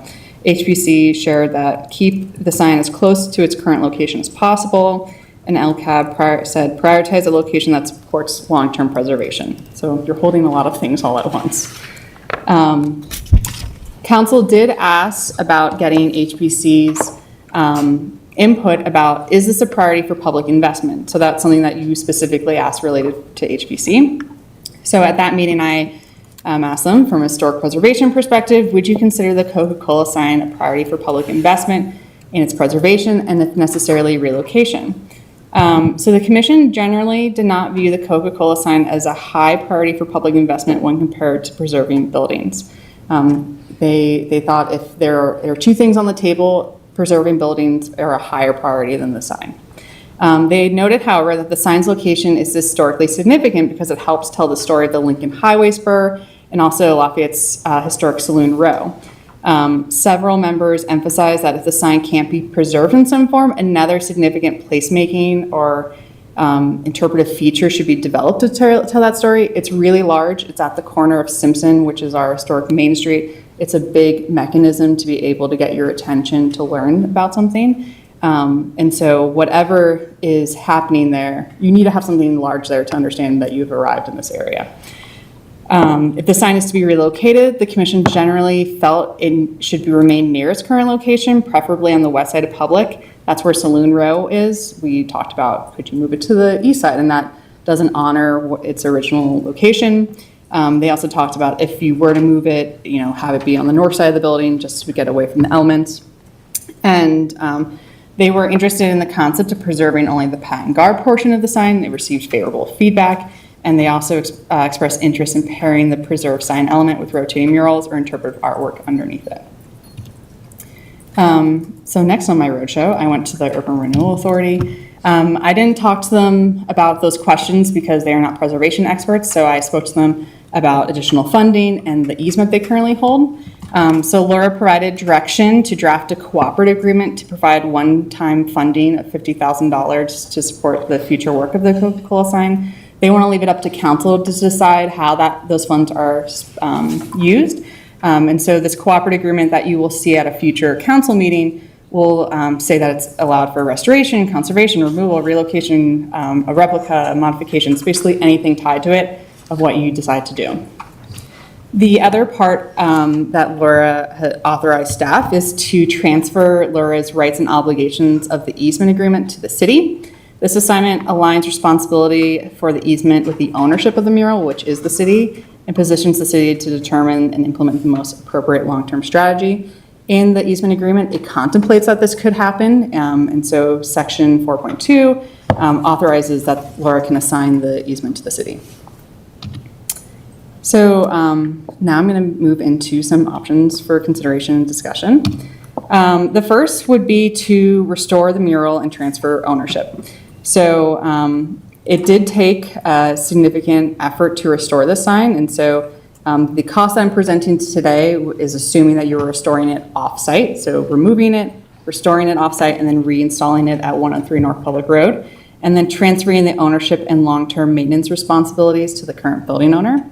I spoke to him. He supports this approach. We also talked about having an economic development agreement and a conservation easement, which would establish minimum maintenance requirements, ensure continued public visibility, and define future preservation responsibilities. While I think we all could wish that this could be preserved in perpetuity, we need to be realistic, and so having a minimum maintenance period would allow us to feel comfortable. Is that 10 years? Is that 15 years? Is that 20 years? Especially since this building might be passed on to his children at some point or even sold. So that's something that we discussed about, and he was open to it. He also was very favorable about the conservation easement. So we have a range here as far as what these costs could be, depending on which preservationist you would contract with. And so it could range as close to $40,000 to over $100,000. I spoke to Rick about the different proposals and which ones he'd be comfortable with, and he said he'd be comfortable with any of them. So that range really can fluctuate. And again, we talked about this conservation easement. I think he would be open to having a landmark at it as well. Our landmark ordinance currently doesn't allow objects, but that's something that could be amended in the future. So then the second option would be a rotating mural program. This would be preserving just the Pat and Gar Highway bar portion. That is something that really resonated with a lot of individuals of Pat Wright, and that history is tied to Lafayette. So you would preserve that portion and then remove the deteriorated Coca-Cola advertisement that's underneath and replace it with a rotating mural program celebrating Lafayette's history, culture, and community identity. New murals could be commissioned every 3 to 5 years through a public artist selection through our Arts and Cultural Resources Department. And then in talking to some of the boards, it was noted that this would almost honor the original intent of advertisements of this period, which were meant to be temporary and rotating. And the property owner was also very supportive of this and thought it was a very interesting idea. I talked to him about sitting on a selection committee to make sure that he was comfortable with the art, and he said that sounds great. I even asked him, is there any mural you see in Lafayette right now that you don't like? And he said, as long as it doesn't offend someone, I'm open to everything. So if this is the preferred option, we would refine these project costs for restoration of the Pat and Gar banner, the removal of the advertisement, and then preparation of the substrate, that's the wood. and then commissioned the inaugural mural. And so in doing some initial research, just based on some of the costs that we've gotten and just some of the assessments, I'm thinking that this is something that could be done between $35,000 and $50,000, so within that LURA funding. We also would contemplate having future murals be something that could be sponsored by different businesses or entities and help pay for some future murals. And then as far as maintenance goes, this is something that would be folded into Arts and Cultural Resources just maintenance program. For murals, they do a clear coat. It's something that happens, every 1 to 2 years. And they contemplate that it'd be a minimal amount of maybe like $1,000. So not a big maintenance requirement. So options for consideration. As a reminder, I'm here as a facilitator. We're not coming with a recommendation. We've done a lot of due diligence, and so I'm here asking you to balance multiple things at once. So we have one option to restore the sign and transfer the ownership. The other would be to restore the banner and create a rotating mural program. And I'm happy to turn it over to Mayor Saúl Tapia Vega to lead the discussion, and I'm happy to answer any questions. Great, thank you so much. Before we get into the discussion, are there questions about Mayor Pro Tem? Thank you, Mayor. So we went through this, like the perfect place to destroy something is that side of the building with the wind and the sun and the weather blowing on it. And I saw that there's potentially the north or maybe the northeast side, of some place. And if I know my position or the position of the building, there's not a north side. I don't think there's a north side of that building that it could go on.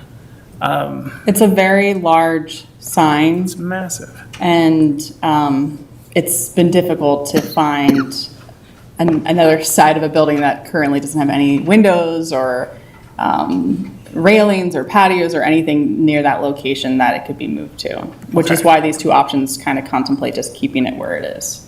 So here's the question. Is it too big to put, I know we've been talking, in the DDA, we've been talking about activating the alley spaces. Is it too large for an alley as well? One of the things that was discussed a lot, and especially in the Historical Society, was public accessibility and the investment that, went into this and being able to have it in a place where people could view.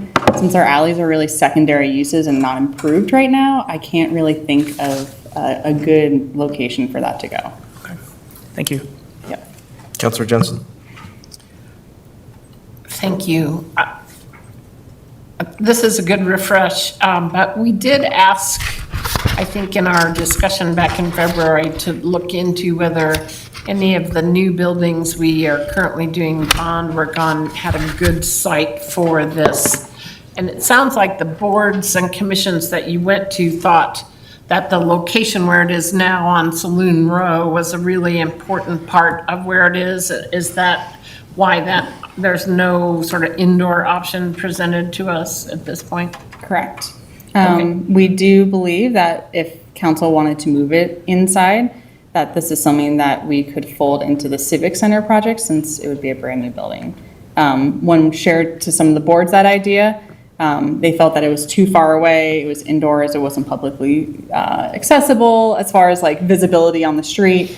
And so a lot of them really understood the importance of being close to Saloon Row and the Lincoln Highway.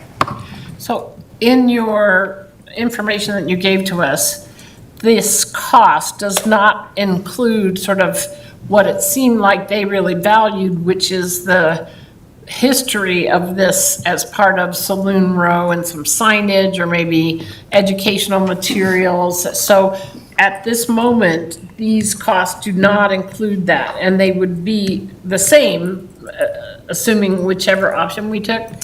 So it doesn't, so one thing that was really interesting out of this entire process was everyone really resonating with, we can do better as far as telling these stories, and that regardless of what happens with the sign, we should look into doing that. And so this presentation tonight doesn't look into some of those other elements. That was something that would need to be scoped. I will say that the Downtown Development Authority is going to do an RFP for a comprehensive wayfinding program. and looking at not just signage, but also placemaking and art and light. And so some interpretive placemaking elements could be in there just to tell the story about Saloon Row and the Lincoln Highway. So with that feedback, we're looking in other ways of how to do that in conjunction. So if we went with option 2 and we did the rotating mural, is there enough historical information available that not just the Coca-Cola sign, but the Barbasol sign or whatever might have been there back in, times past could be part of that historical? Do we have enough history to know what kind of options there might be? So Doug Conroe's application did a really great job in a deep dive as far as the history of the sign. And the Historical Society was interesting. Jerry Morello, the former fire chief, actually has a photo from when there was 7-Up there, which I've never seen before. So there's a lot of different photos of the murals that used to be there. And with this rotating mural program, I think the original intent was to leave it really broad about different artists' interpretations of Lafayette's history and culture, and not necessarily doing it towards just recreation of advertisements. Got it. But having a larger lens. And it was interesting at the Historical Society, and I also think I'm getting them all confused now. But, this was Saloon Row, and so a lot of those advertisements were Coors and Pabst Blue Ribbon, and over time it changed into 7-Up and Coca-Cola. And so there is a social evolution of advertisements just reflecting the times. And so this idea of having rotating murals could also honor just different interpretations and evolution. And did you discuss whether changing the mural periodically would be sort of a downtown refresher that would bring more people because something new was happening? That definitely could be a result of it, yeah. Councilor Gallegos. I have 2 questions. The first one is, if we move forward with restoration, are we considering that plexiglass covering to help with weathering? That's a great question. We're not considering the plexiglass covering. I think, though, that was an initial idea of having some enhanced treatments to it. There was concerns about encasing this and just causing other maintenance issues as far as moisture, entrapment, so while it might protect one thing, it could create another issue. These costs don't consider some additional protections, but that's something that we could look into depending on costs. Okay. My other question, our neighbors in Louisville also have a Coca-Cola sign on their historical museum. Is that an original sign or a replica? And why does theirs look so good? Theirs looks so good because it's a replica. Okay. Yep. I even went in there to confirm. So that is a replica of a Coca-Cola sign. I believe it wasn't originally on that building, but nearby. Great, thank you. Yep. Councilor Gianola. Thank you, Mayor. Thanks for the presentation. Appreciate all the work that's been done to get us to this point.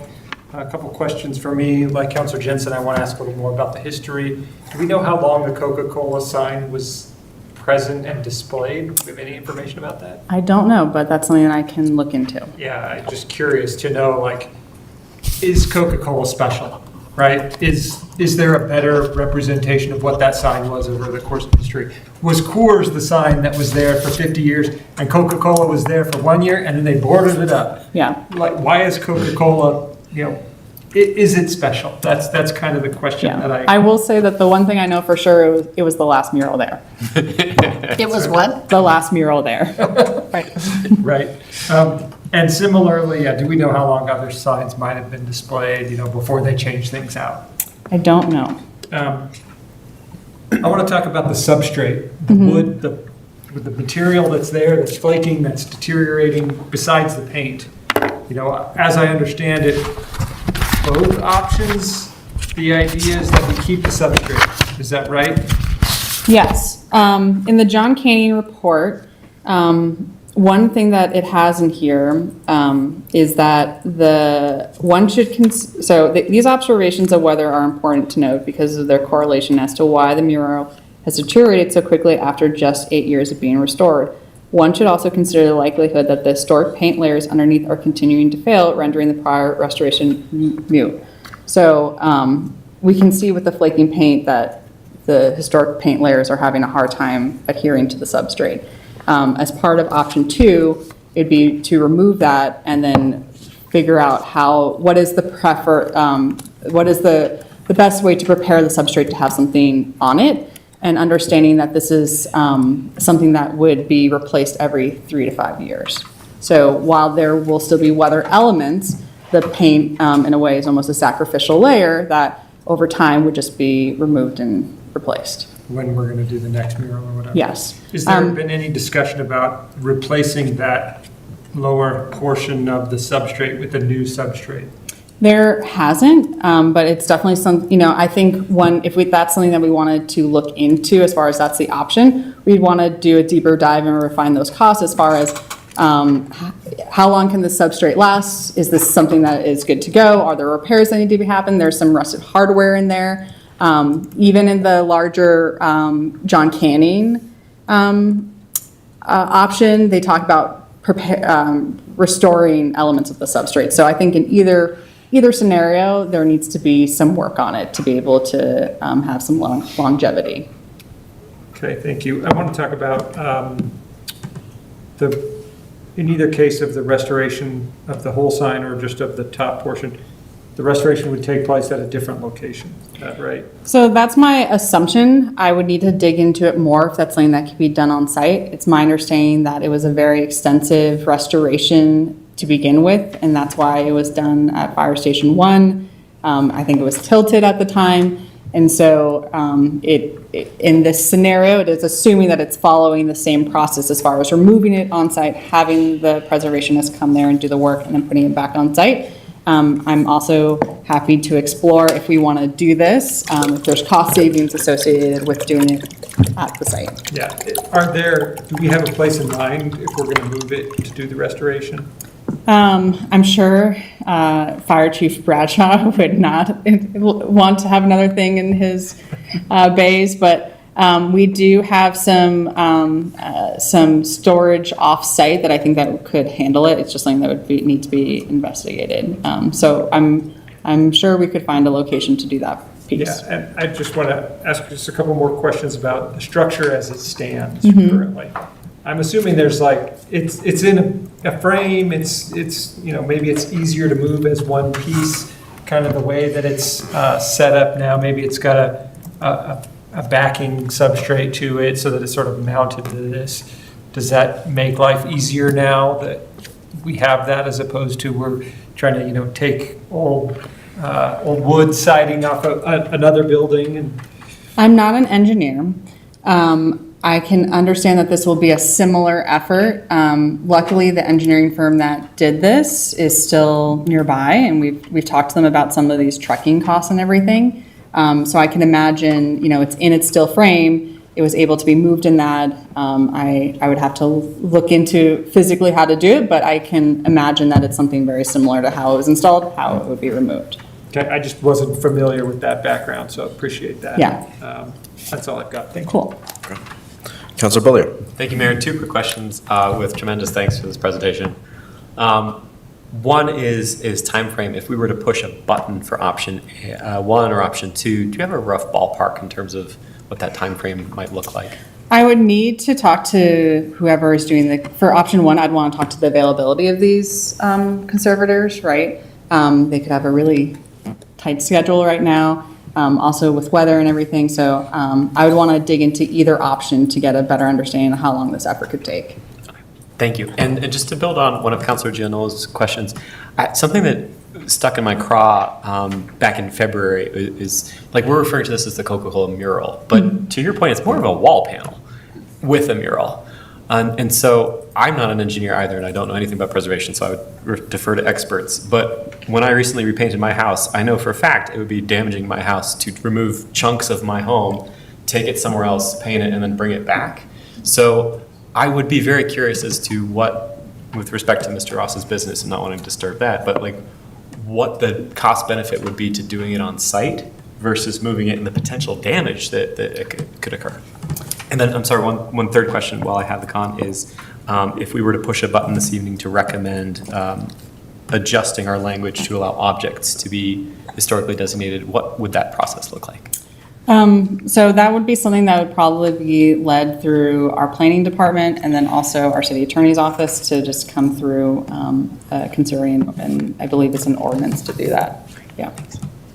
Thank you. Great. Any other questions from council? Okay, now we can discuss the two options. Does anyone want to start? I'm also happy to lead. I'll go ahead and start. Great. I love option 2. When I started reading this and talking to people, especially this weekend, a huge amount of people called me this weekend about this in particular, and this and something we're going to talk about later. But I love option 2. It really, and what I think it was a cultural arts board and a couple other boards talked about the original history and kind of honoring the rotating murals of the time. But the other part is we're an art city. We have so many murals here already, right? I can remember just 2 off the top of my head. The one behind the Red Queen, I think it's Yasmin Atmore, who's an incredible artist out of Denver. And then the one on the north wall of Senor Gomez, I was there for the unveiling with our Mayor Pro Tem, Fred Armando Silva, which is an absolutely beautiful mural. And I remember the process for that, which had a lot of community engagement. There was actually different murals that were displayed and potential murals, and there was votes taken on who and what was liked and which one should it be. So I love that. I love that it would honor the original history of the mural while also honoring Pat Wright and keeping that part there, because I think that's the most important part for me. So I really, really, really love option 2, and just the ability to have a rotating mural really speaks to how we can change things up, right? And maybe we have something for 5 years, and then 5 years later we have something completely different, but it's still honoring that history, and it's something that we can bring forth, and also just allowing our cultural arts department to maintain this like all the other incredible art in our city. So I love option 2, and that is where I sit. Any other councilors? Any thoughts?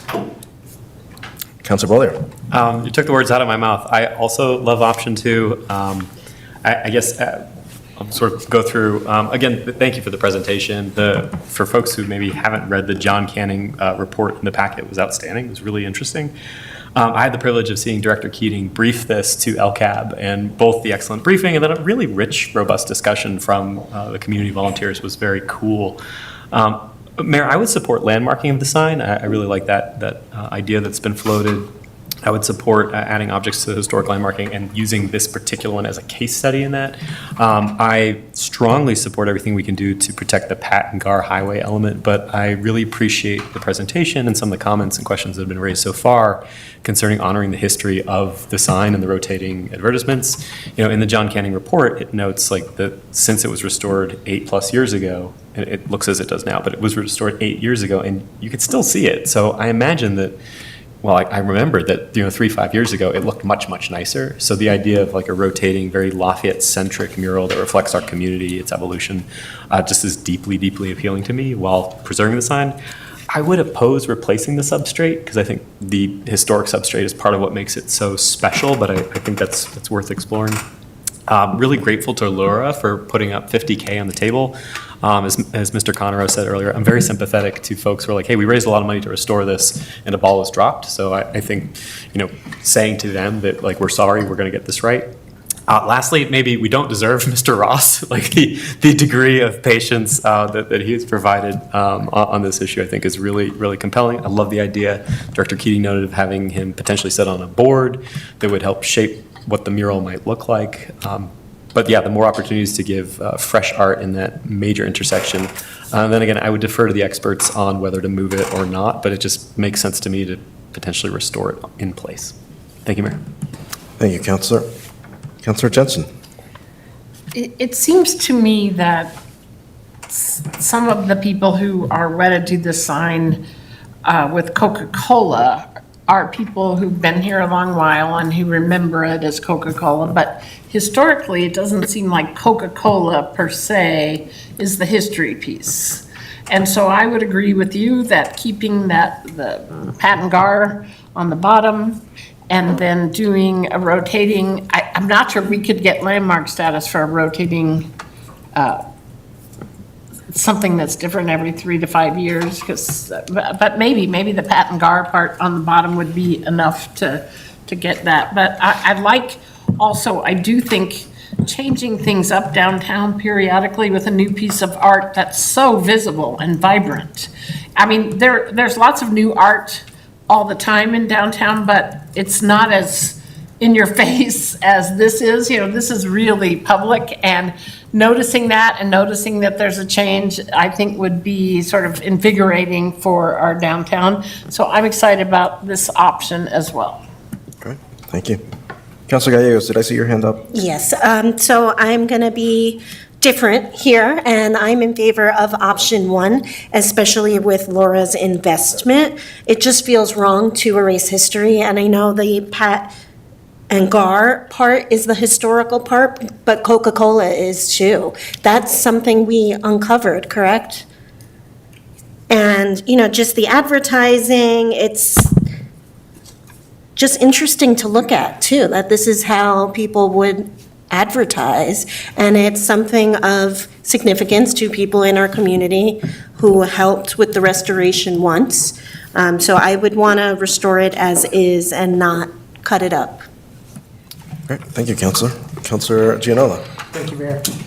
I'm struggling here. I like option 2. I like option 1. What I like about option 1 is it kind of honors the folks that raised all this money to restore it in the first place.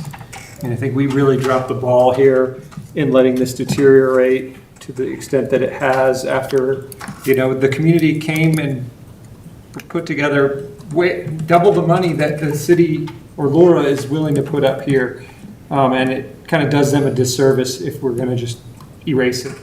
After this discussion of, the substrate piece, I think to Councilor Jensen's point, I think we could designate the sign itself, even the substrate itself, as a landmark, whether it was painted or not. It's just a historical piece of a building, and so maybe that is an important reason to keep everything together. If we are having it just as a rotating mural, is there any reason to maintain the substrate, kind of is my question, Is there another place for a rotating mural? That's something that we haven't talked about, just another location downtown if we were gonna do that. And maybe, the DDA, this is something that was maybe on the horizon. They're looking at this as an opportunity to, use this as a way to do that. I could go either way here. I do think there's a lot of value in the rotating mural, honoring our town as sort of an art-focused community.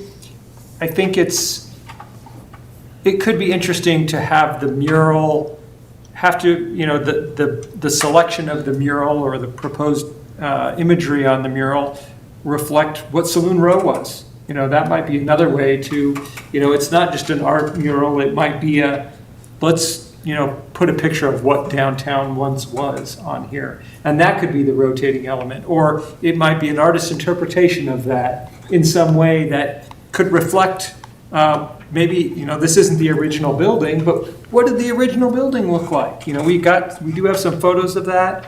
And it could, there's a lot of different ways that I could see this going.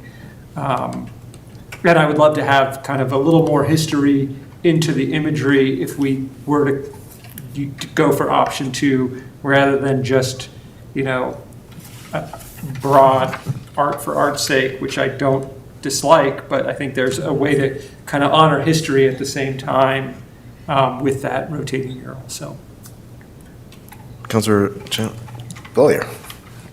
Thank you, Mayor. Just on that last piece, to pull on that thread, if option 2, you could think about having some criteria to kind of keep it historical focused. So whether it's Saloon Row, although I think what was happening back then might not be safe for the public, but you could have something that's very much, era contextual, within reason, something that just feels historic. I don't know, Art Deco, that way, to your point, art for art's sake. I think that's an interesting idea. Yeah, I don't know if that had been considered, but it's just, as we're discussing this, and I think there's ways that you could frame the proposal criteria of what goes in, and then selection committee can evaluate that as one of the criteria. Mayor Pro Tem, I would love to hear your thoughts on this. Thank you, Mayor. I appreciate the challenge of trying to understand where to move forward on this one, and I have to land on in our previous presentation about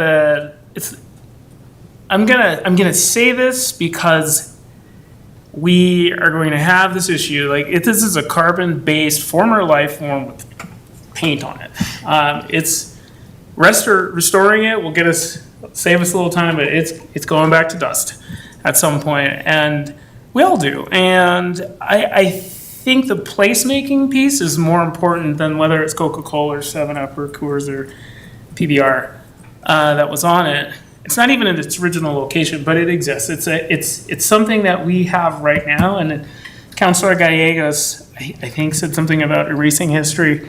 I don't feel like it's a vicious erasing of history, but something that we should consider what has happened in the past, what's left of that. I'd love to see it restored in place if that's possible, and then watching it change to take its place where everything does eventually. And that would also give us time to find out more about what else could be there. And we have murals all over town, and the DDA is looking very holistically at activating the whole area. And yes, it's prominent, but the mural on the north side of Santiago's, the name Tierra en el Cielo, that one is fantastic. It's beautiful. It's also on the north side.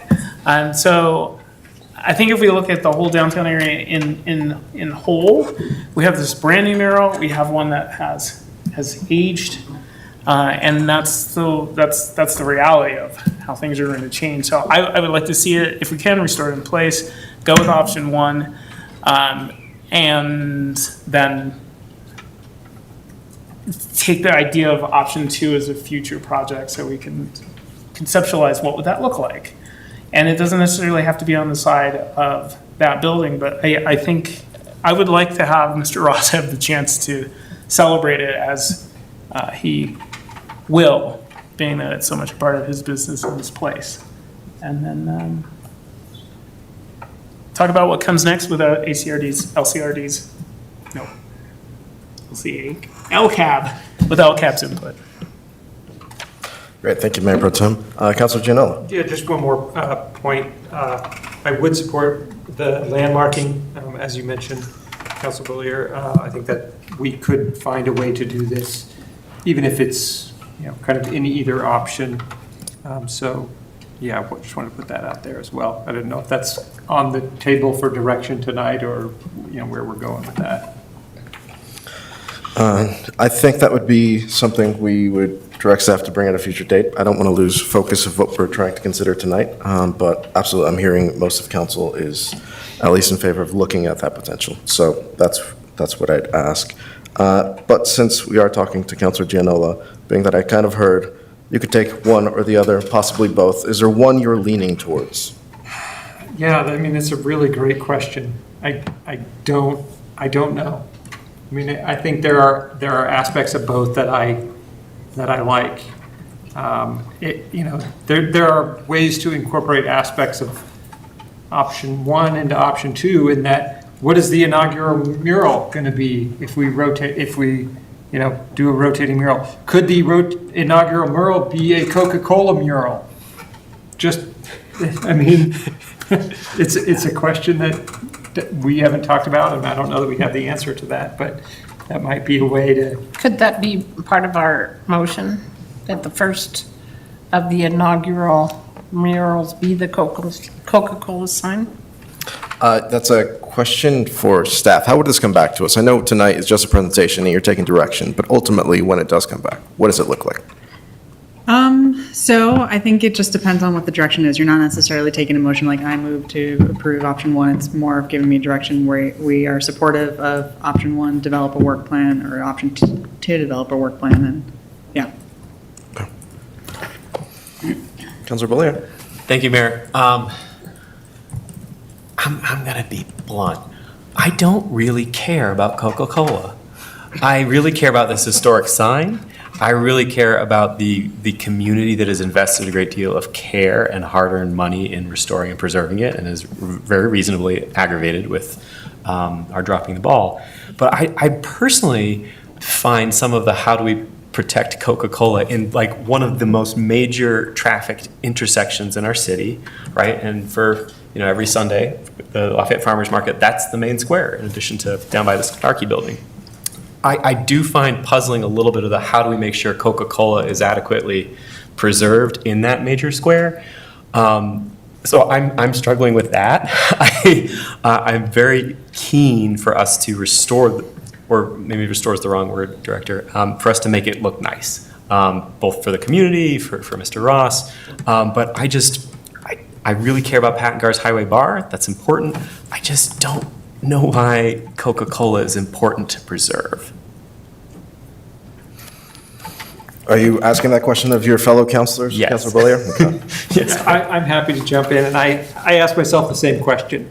And to me, the answer of why it, maybe is more important to preserve than something else is the community that came together to restore this. And they weren't, we don't refer to it as the Pat and Gar sign, we refer to it as the Coca-Cola mural, right? Okay. That, to me, that's what is important and why, I don't want to say we're erasing history, but we're maybe losing a piece of history. And so, to the extent that, we can tell the story of the sign, I think we have to tell the modern history as well. So I hope that, whatever, information panels that we have up around it could tell the story of the modern sign if we're going to change it. But to your point, I agree. I don't know that Coca-Cola is significant, certainly not to me.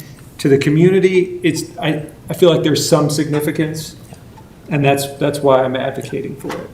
That's a great answer. I really appreciate that. I'm imagining in my mind Pat and Gar's Highway Bar, a saloon, and a motorcycle, and someone's drinking a Coke, and you see Lafayette in the background, and that would be really cool and would include the Coke piece. I think the thing I'm seizing on is I want to preserve the history, honor the community that wanted to protect the history, but also lean into Lafayette's future, which is not gigantic, cheap advertising on the side of a building that would be replaced every couple of years. And so finding a way to depict art that honors where we are now and where we're going as a community is more compelling to me than finding a way to protect the Coca-Cola piece. So an e-bike drinking the Coca-Cola. But going appropriate speed limit, yes. Councilor Gallegos. So I do think there's beauty in the original sign. You don't see those glass bottles anymore. And I do like how realistic someone painted that. It looks like glass to me. So I would want to preserve that. You don't see murals like that are so realistic. Any other thoughts from council? Mayor Pro Tem? Well, thank you, Mayor. I guess since I spoke for option one, I would say again, if we think holistically, it's not Coke can defend themselves. So it's not about preserving Coca-Cola.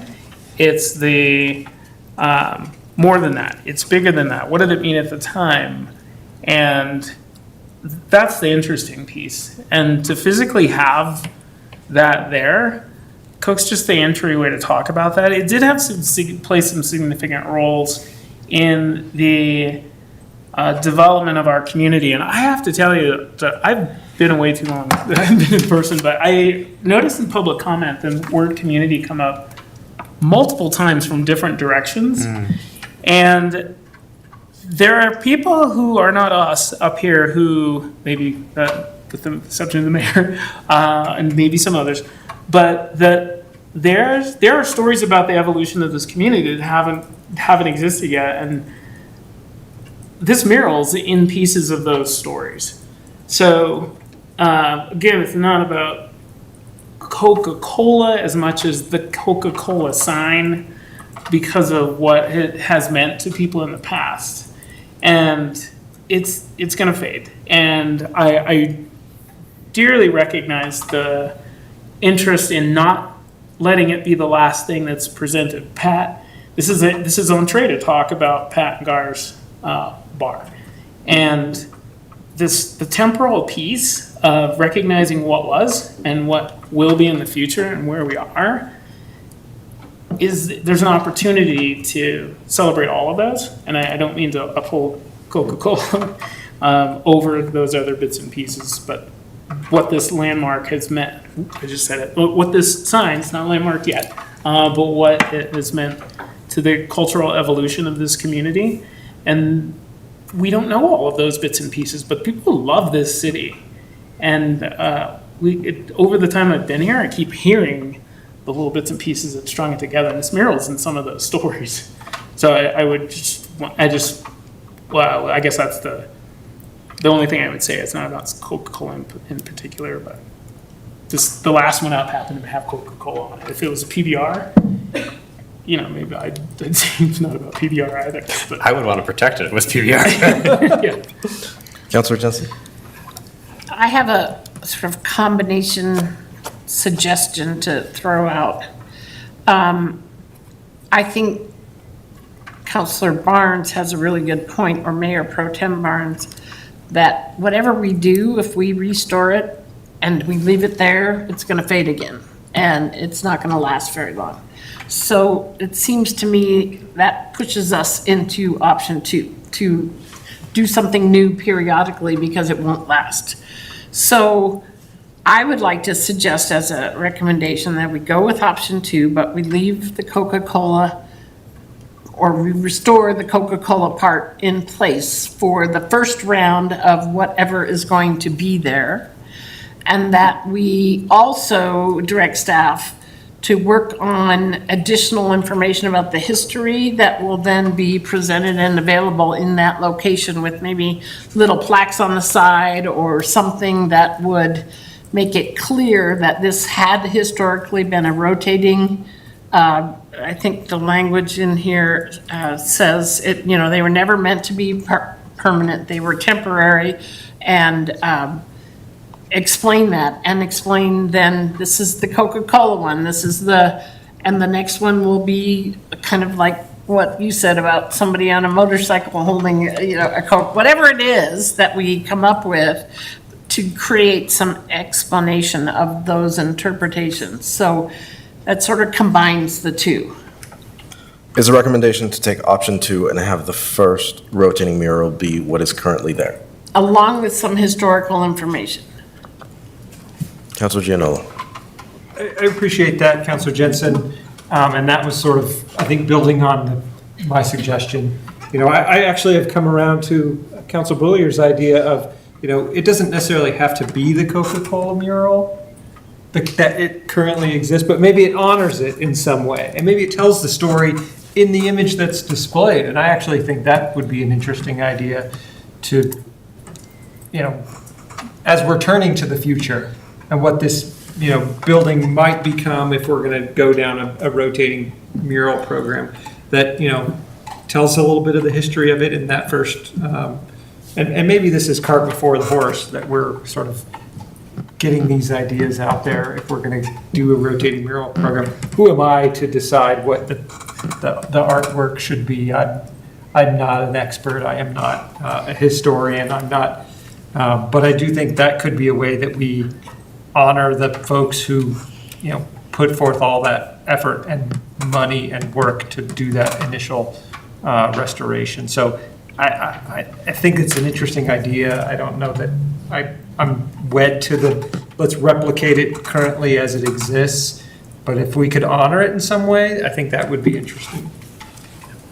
Okay, so here's what I'm hearing so far. I'm hearing option 2. However, for the most part, I'm hearing option 2 with a slight recommendation from council, which is adding a nod or honoring the history of not just the geographical location of where the sign is, but to the sign itself. Maybe Coca-Cola, maybe a couple of the other advertisements that we know were part of that history. Does any councilor want to weigh in? Sounds good to me. Great. I like that, how you put that. Can I ask a clarifying question? Please. So in this nod to Coca-Cola, are you opening up to like a broader interpretation like Council Bullier was sharing, or an actual like replica of what it looks like today? I will again just begin because I believe our Cultural Arts Board, our Public Art Committee are fantastic at this. They are experts in the field. I do not know what the best path forward is. I would love the nod, I would love the honoring of what it is currently, but I think it should be open to interpretation by our boards. I think that's fair. I mean, my suggestion was it's honoring it in some artistic way. That was kind of the direction I was trying to steer here, in that it's not an exact replica. It's artist interpretation. Maybe it's, maybe it's a different Coca-Cola sign. Maybe it's a different sign that was on the building historically. Or maybe it's, we've got this nice picture of Wanaka Lake and the Flatirons. Maybe it's a nice, mural of the building that it currently is, a picture of the building with a picture, it goes on infinity. I kid a little bit, but, I think the Cultural Arts Board, even the Historic Preservation Board, Commission, might be better experts on making these kinds of suggestions than we are. Does that answer your question? Yes, thank you. Mayor Pro Tem, please. Just a point of clarification. So the minimal amount to restore, the minimum bid was 20,000, if I remember? Yes, just 23,800. So because murals are not inexpensive. So Correct. a new design to come up with something honoring something that's already there might come in more than $23,000. Is that? So right now, we're budgeting 20,000 for the initial inaugural mural commission. Okay. So it's not exactly a wash, but if we were to restore the Coca-Cola one while this other, because I'm not sure how much longer this mural is going to last, but if we restore it so it lasts long enough to have a second one in the series of rotating ones, does that? So, just so I understand what you're saying, to use the lowest bid to restore it in place, and then in the future having rotating ones. Is that what you're saying? Yeah. Okay. I just so that it's, because it's pretty haggard right now. If we get it as good as we can, while we work out what the program is for the next ones in line. Yeah. Get consulting, figure out what the plan is for the next one and have that ready to go. When does that? Yeah. Sounds like a more realistic time. It's an option, right? Okay. I mean, if you are to go through this process of restoring, you could also just end with option one and transfer the maintenance and ownership and everything to the property owner, if that's where you're landing. If you really are leaning towards, let's refresh this and then know that it's not going to last forever, and then once it deteriorates again, we can go with another mural. That's the other. Seems like those are the two things, right? Yeah. If you're going to go through the effort of restoring it. Right, so I'm just saying, that I guess for my fellow councilors, I'm just saying, we have an opportunity right now, potentially, to take care of it until we get a plan in place for because I don't know if there's funding for the rotating. So we have $50,000, and so the anticipation for this is that it could handle the first mural, right? And then afterwards, it would be needing to create a program where you're getting sponsors to do new murals, and setting that up. Yeah. I'm just wondering. Anything's on the table. Okay. So I'm just throwing that option out as we restore what's there, using minimum amount of that 50,000 that's available, and then move to get the program for the rotating ones on foot, turn it over to Mr. Ross, and then after it's terminated, then we would start with the new murals. So in option one, the idea is that it would be turned over to Richard Ross, and we wouldn't own the sign anymore, and we wouldn't move forward with rotating murals. In speaking with him about if we were to go to option two, the city would retain the sign for the entire time. Does that make sense? Yes. Okay. Well, in that case, it sounds like the rest of the council is interested in the option two version, so I'm good with that as well. Great. Thank you, Mayor Protem. Thank you so much. Director Keating. Great, thank you. I just want to say I appreciate how difficult this is. You're balancing a lot of different things. This has been a very interesting experience to speak about Lafayette's history and learn a lot, so thank you for making that decision. Thank you for all your work on this. That concludes tonight's presentations. Moving on to regular items, we have a few items under regular items. We'll begin with the first one, which is a boards and commission update. And I will turn that over to Assistant to the City Manager, Alex Nelson. Thank you. Good evening, Mayor and Council. I'm here with a presentation tonight for Council to consider two actions related to board and commission updates. The first would be an ordinance updating the Human Rights Board name and scope, and the second is a motion that would adjust the planning commissioner terms to reflect an adjustment to their recruitment timing. This information was presented and discussed at your workshop last week, so I'll keep my presentation pretty brief, but walk through an overview of both updates and then turn it over for questions, next steps, and proposed motion language. So to summarize the potential updates, I'll begin with the Human Rights Board scope. When the Human Rights Board was created in 2016, it was the scope was provided. That has proven to be difficult to implement for the board. We've seen a lot of turnover and challenges implementing that scope within the advisory board structure.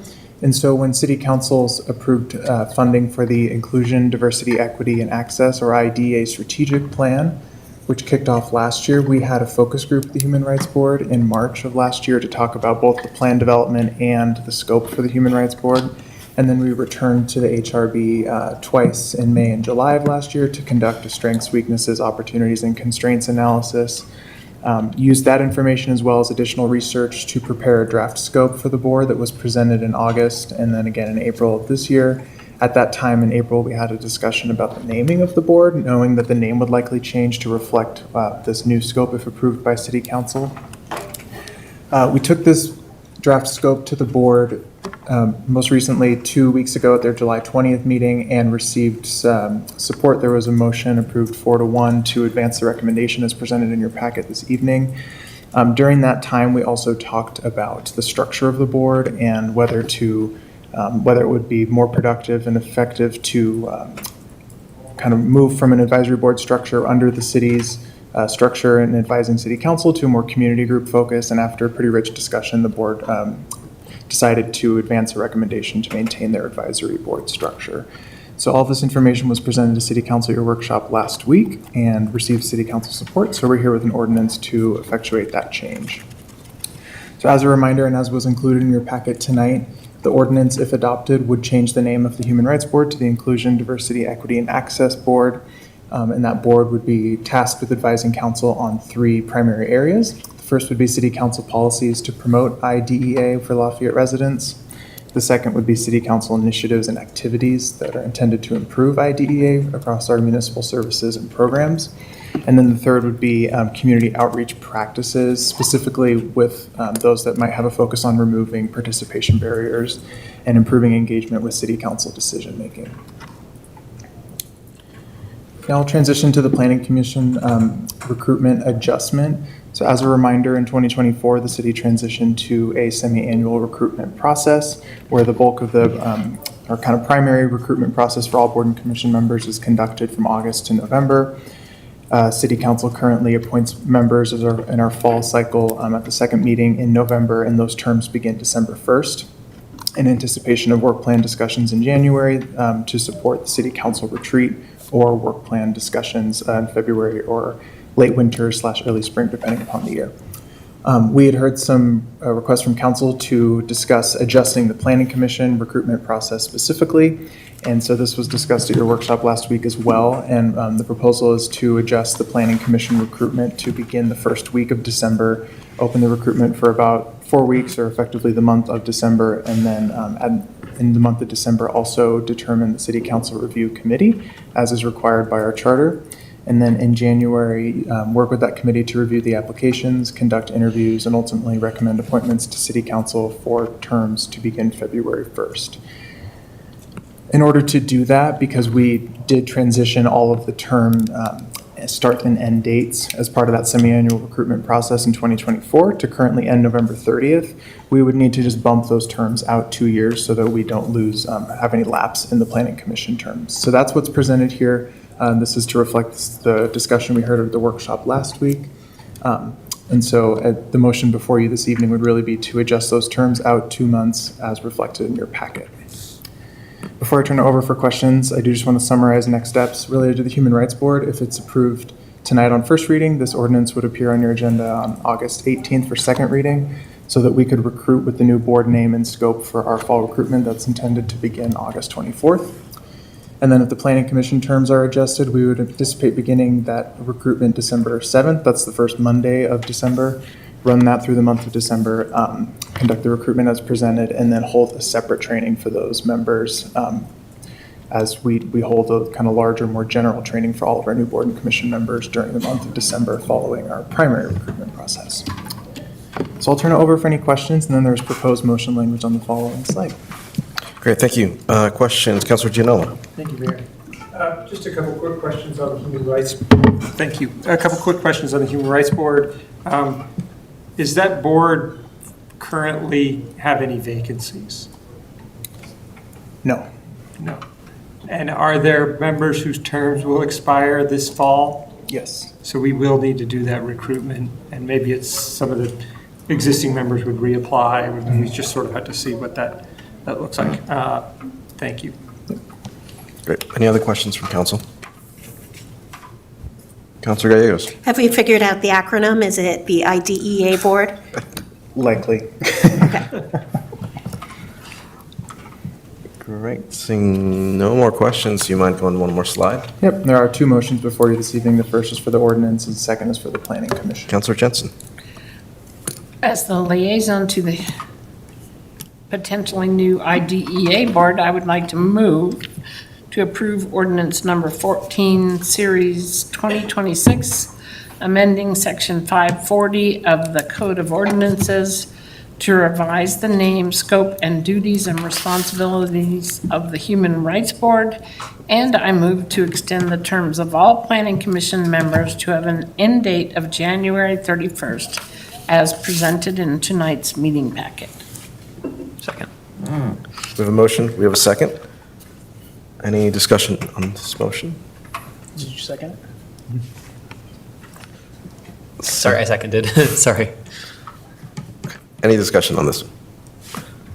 Seeing none, all those in favor say aye. Aye. Anyone opposed say no. None opposed, that passes unanimously. Thank you. Next, actually, because we started at 4:30, we've been sitting for over 3 hours. I'm going to go ahead and do a short break, so I'll put this council in recess.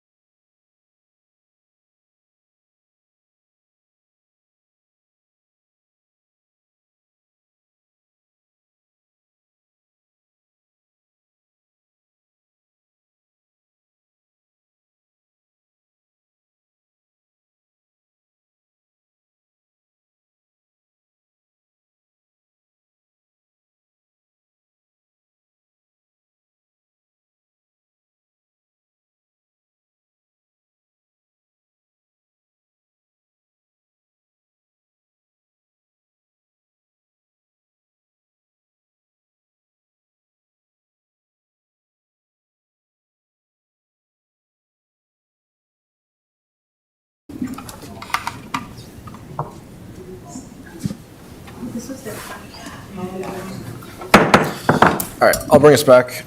Councilor Gianola will join us in a second. The next item up for business in our regular business is the Lamontos Park ballot question referral. I'll turn it over to our Community Services Director, Director Heisel. Yes, good evening, Mayor and City Council. Also joining me tonight is CFO Heather Balser.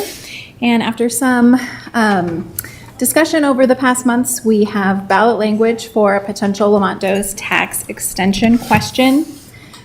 This evening, our objective is for council to consider a resolution to place a question on the November ballot to extend the existing property tax that was approved by voters in 2014 beyond the current expiration date of December 31st, 2026 for 20 additional years until December 31st, 2046, and then earmark that revenue for capital improvements and continued operation and maintenance of the Lamontos Park and related facilities. We will review the background again, then there will be ballot language, and then council discussion and next steps. Excuse me. As we know, in 2014, voters authorized a $5.5 million general obligation debt to be funded through property taxes to design and construct facilities at the Lamontos Park, and those facilities are what we now refer to as the Great Outdoors Water Park. That work was funded by the bonds and completed in 2018, and the debt service is anticipated to be paid off this year. And along with that, that current tax will expire at the end of 2026. And so the city has an opportunity to ask a question of the voters without increasing taxes to extend the tax for ongoing capital and operations. The water park is a very popular public facility. It averages about 35,000 visits every summer season. We're open Memorial Day to Labor Day. The projected operating costs for this year are about $670,000, and that does include personnel, and then an additional $207,000 in capital repairs. Those are some items that are underway and others that will be completed by the end of this year. That council and the community heard about during last year's capital projects tour in last September. For some additional context, the revenue in 2025 for the park was just over $425,000. That includes user fees for admission to the park.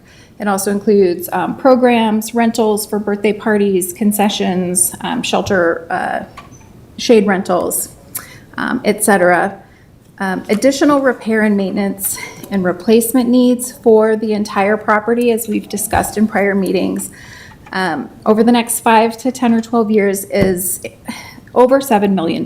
So we've discussed previously the 50-year-old original lap pool that will require replacement, that pool shell and mechanical systems, the splash pad and play structure at the park. Things with moving parts that are out in the hot sun all the time do require replacement. Irrigation, the irrigation system at Lamontos does see some fairly frequent repairs and will be in need of replacement. There's needs for shade structures. The Lamontos playground equipment is a larger play structure in a large and important community park. those pieces, that playground was replaced early 2006, and so some of the component parts of that equipment are being difficult to source, and for safety reasons, we will need to upgrade that equipment, which is anticipated to cost about $1 million. There are additional things that were outlined in a table in your packet that shows some of those anticipated costs and also timelines for those projects. The annual tax impact from that original 2014 mill levy was around $34 per year for the average household over the course of the life of those bonds. If extended, the maximum annual amount generated by the extension would be $713,000, which amounts to a community investment of about $3 per month per household, or $36.67 per year. And so that's for an average house at a $700,000 price point approximately.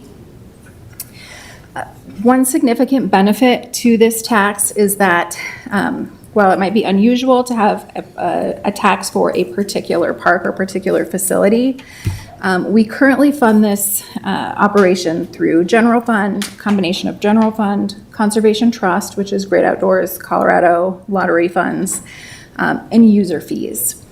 The conservation trust fund can be used by various parks, rec, open space, particular uses.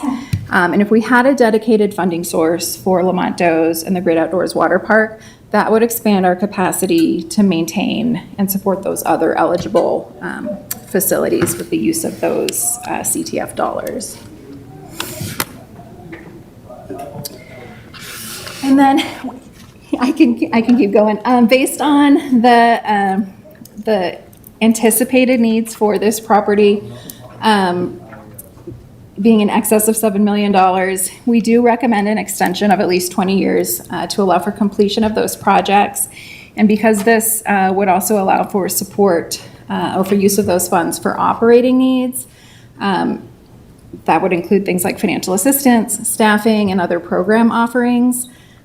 We feel that the 20-year term is more appropriate. A shorter time frame would limit our ability to sustain those offerings. And that financial assistance program, which we've referenced previously, is something that is well underway.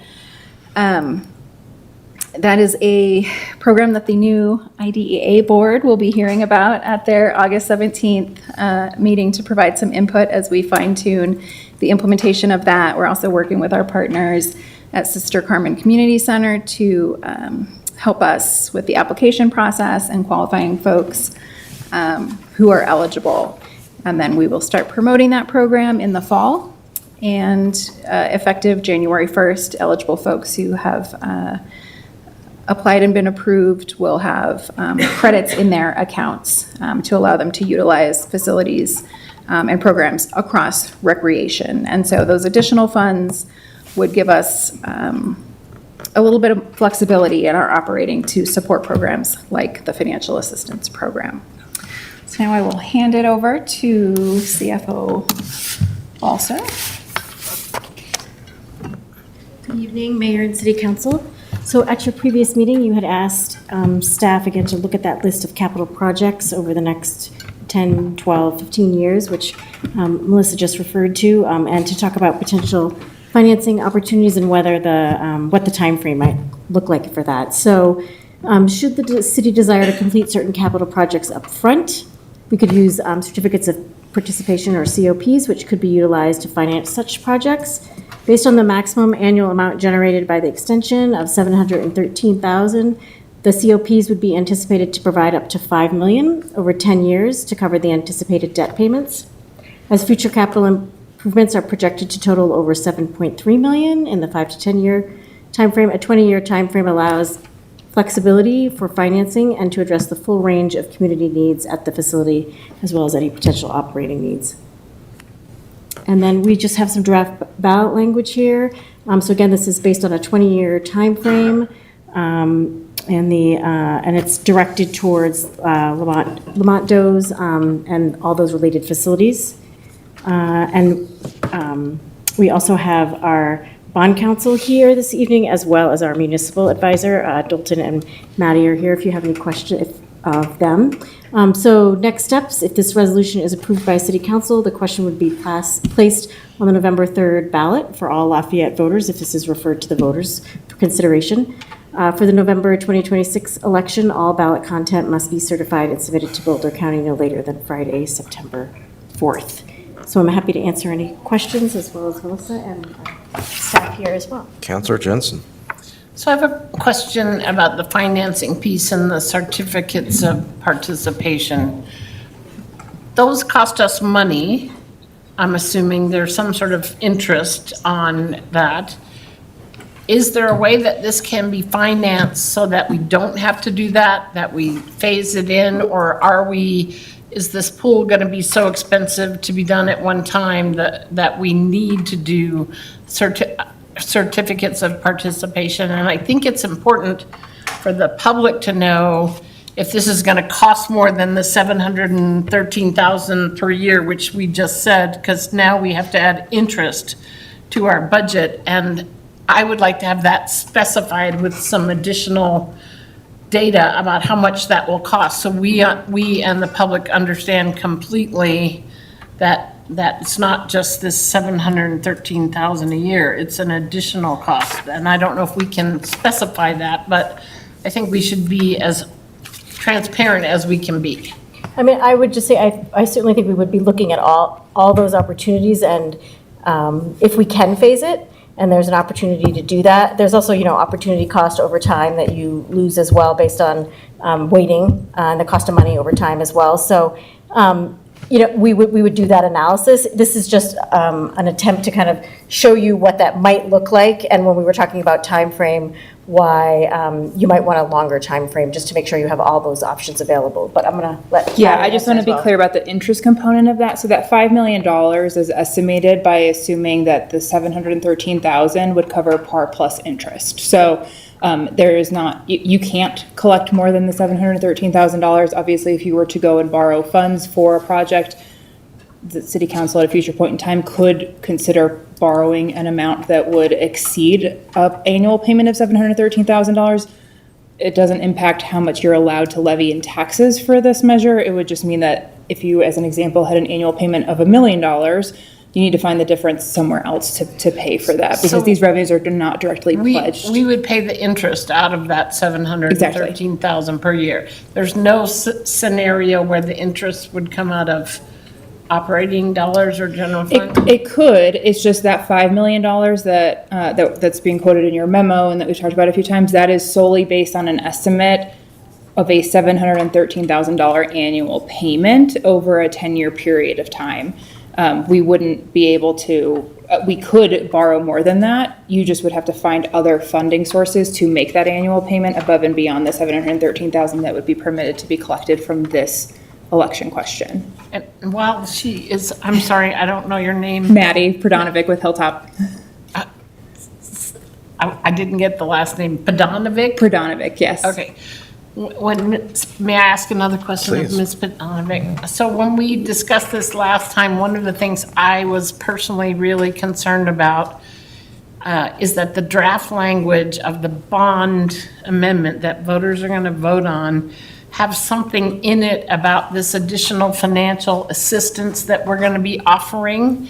And it may be that that can't be in this ballot measure, but I think the public should know that at the same time we're asking them for a tax increase, we're also willing to try to use the city's budget to help lower income people access these services. So can we put some kind of language like that in the bond measure? I thought where did we land on that? Yeah, so I think at the last meeting, we talked about putting a reference in our recitals in the resolution, which there is a recital in the resolution specifically I saw addressing that, this but issue. it's not in what Right, the it's not voters are in the gonna ballot vote on. language, and that was the recommendation that we had received from folks, but I'll let them speak to that as well. Mary Lynn, do you want to start, or I can jump in? You can start, and I'll probably say the same thing. Please do. Okay. Dalton Kelly with Butler Snow. We serve as the bond counsel for the city. And so as far as putting far as putting something about fee reduction or assisting communities with basically the benefit of having this, we don't want to put that directly in the ballot question because this is an extension of an expiring tax. We want to make sure we're extending the tax for the purposes as were approved so that this is an extension. That offset benefit is in the recitals to inform voters that we plan to do this, but that's not something that's tied up with the purpose that we're spending the tax dollars on. And so the ballot question authorizes what we're spending the tax dollars on. Now, your programmatic benefit of getting these dollars in the door so that you can give a benefit on the other side is something you can definitely do. But because this is what voters vote on, and it relates to the tax dollars, that's why we didn't include it in the ballot language. But we've added operating expenses, which weren't in the previous ballot measure. And this financial aid for low-income people is part of the operations. So I'm still confused about why we couldn't just reference it. I'm not saying go into a lot of detail, but it is part of operations. So can I offer a couple of things? So first, we put it in the recitals, and one of the reasons we did that is that it serves as legislative history for this measure, so that I know that one of the concerns council had expressed, or at least you had expressed at one of the meetings, is how will we know in the future how the money needs to be spent. And so that resolution documents, so that's one of the purposes council anticipated. So it's in there, it's in the legislative history, and that would prevent somebody from making some different interpretation in the future. I also, and I would defer to bond counsel on this, I mean, one of my concerns just in wording this question is if you add one thing, you could do it at the risk of excluding other things you're not naming. So it's a matter of not trying to define specifically within the categories within this, because the categories will cover what you can spend the money on. Right, I get that. I've worked on a lot of ballot measures in my life, a lot. And I know you can screw it up by not having it just right. But if I'm looking for the language about operations, hold on. If we said the continued operation, including just one phrase, that doesn't mean anything else is excluded. It's just one thing is included. I think it will help us if we put this on the ballot with them under the public understanding that it includes an attempt to help. Financial assistance. Yes, yeah. Yeah, I mean, ultimately, if it's something you want to include, some of my hesitation is how are you spending these dollars directly to offset memberships, or is this more we're cutting down maintenance costs and we can offer it lower? And so part of it is if this is just going down to overall maintenance costs, so we're actually spending the tax dollars on maintenance of the facilities and then we can charge less in fees, it's still kind of an offset piece. We're not spending the dollars to actually provide like a membership.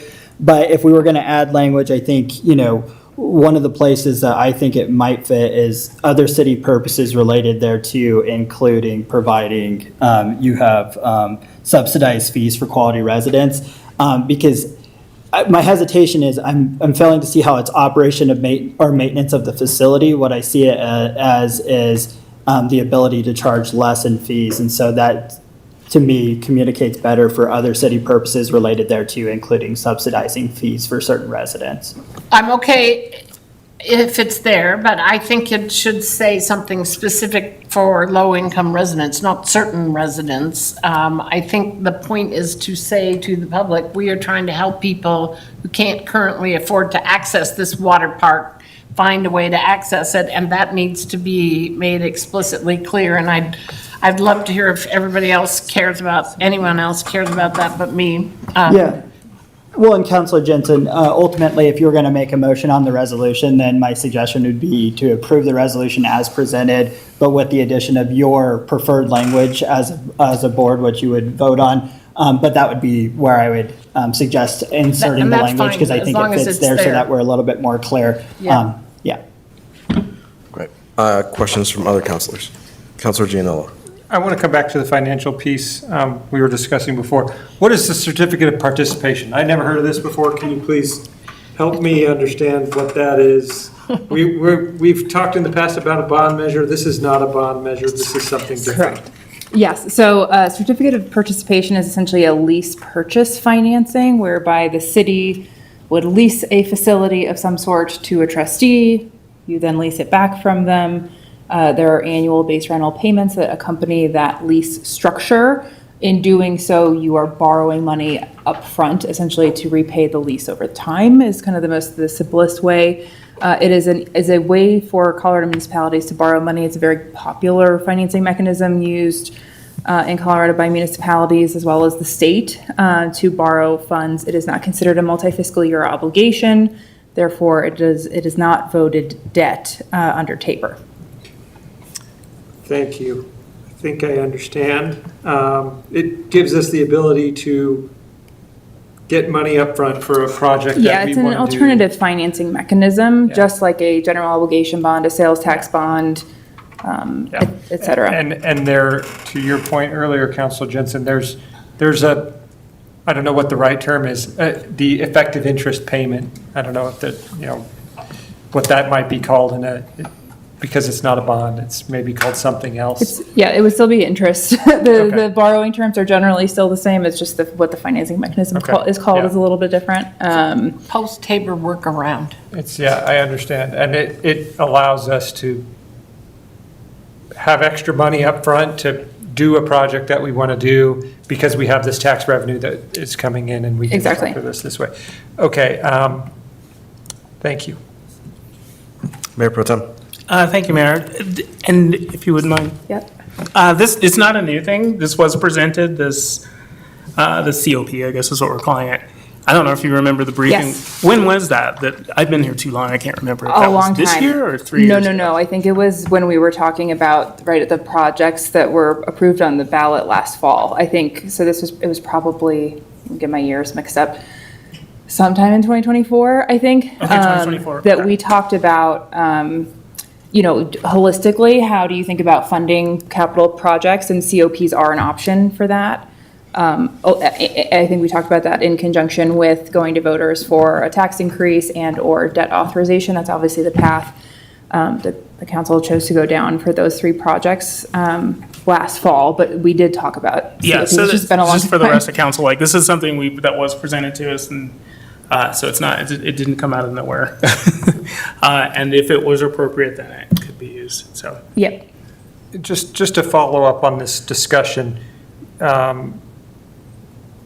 we are not authorizing or directing any COPs, anything like, we're just discussing it as something that we could do should this tax be put on the ballot and pass. Correct. I think an adjustment, and Heather and Dalton can weigh in. I think there was an adjustment made to the language maybe since the last time that this was in front of you with the annually appropriated obligation for such purposes. That was kind of like in the middle of that paragraph there, to just make it explicitly clear that if the city chose to go down that path of borrowing funds through a COP financing mechanism, these funds are eligible to repay those, so long as the borrowing is for an eligible project for purposes of the ballot question. So I think that is why there's information in the memo about that, just to make that clear, and because I do think that was an adjustment, but also to provide the optionality.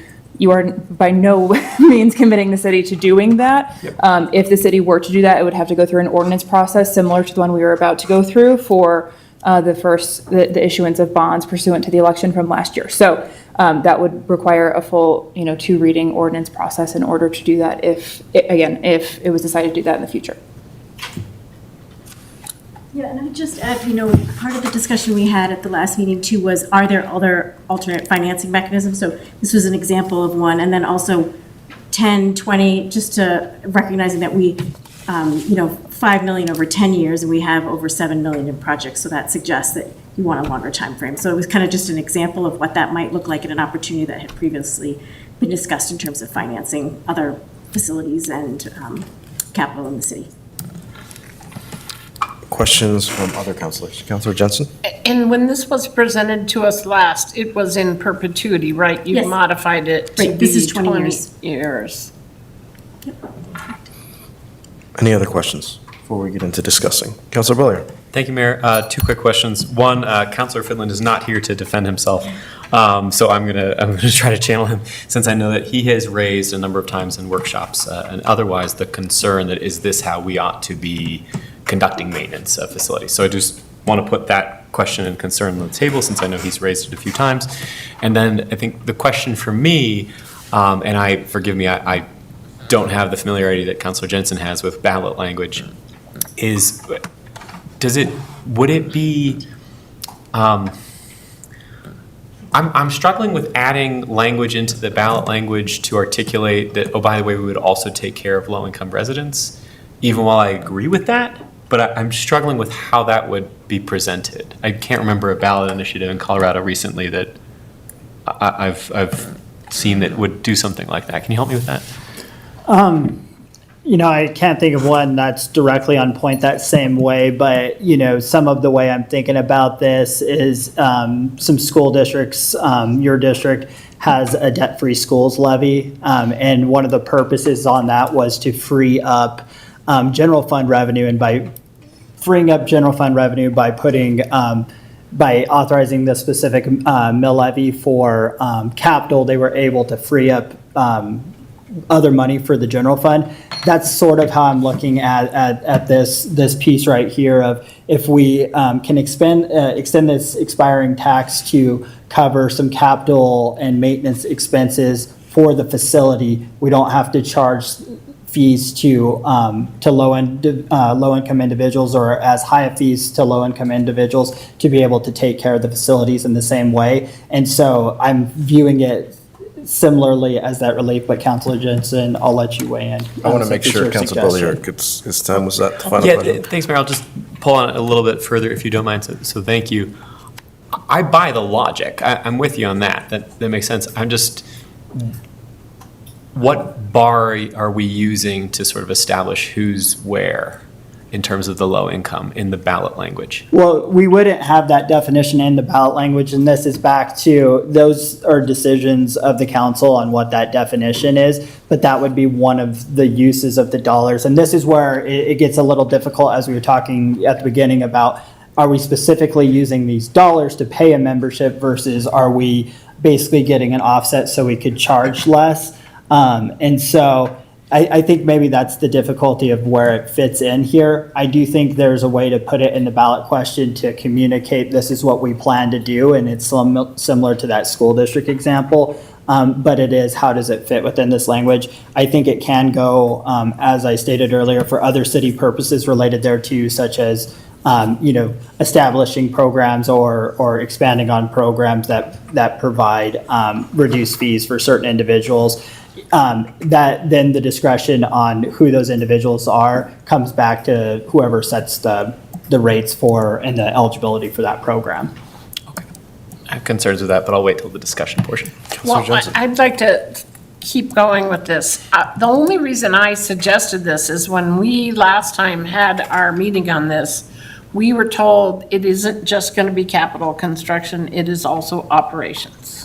And that might mean more staff, I don't really know what, and I didn't question it, but since it does include operations, I think we can be specific about an element of operations. And in other bonding or ballot measures that I've worked on, what I am concerned about is if you don't put it in the actual ordinance, it can go away. So another council comes on board and doesn't like providing services to low-income people with the operating dollars for this facility, and then it could just disappear. So I feel that it makes more sense if that's something we really would like to do, to make sure it's in the ballot language. Otherwise, it could change over time.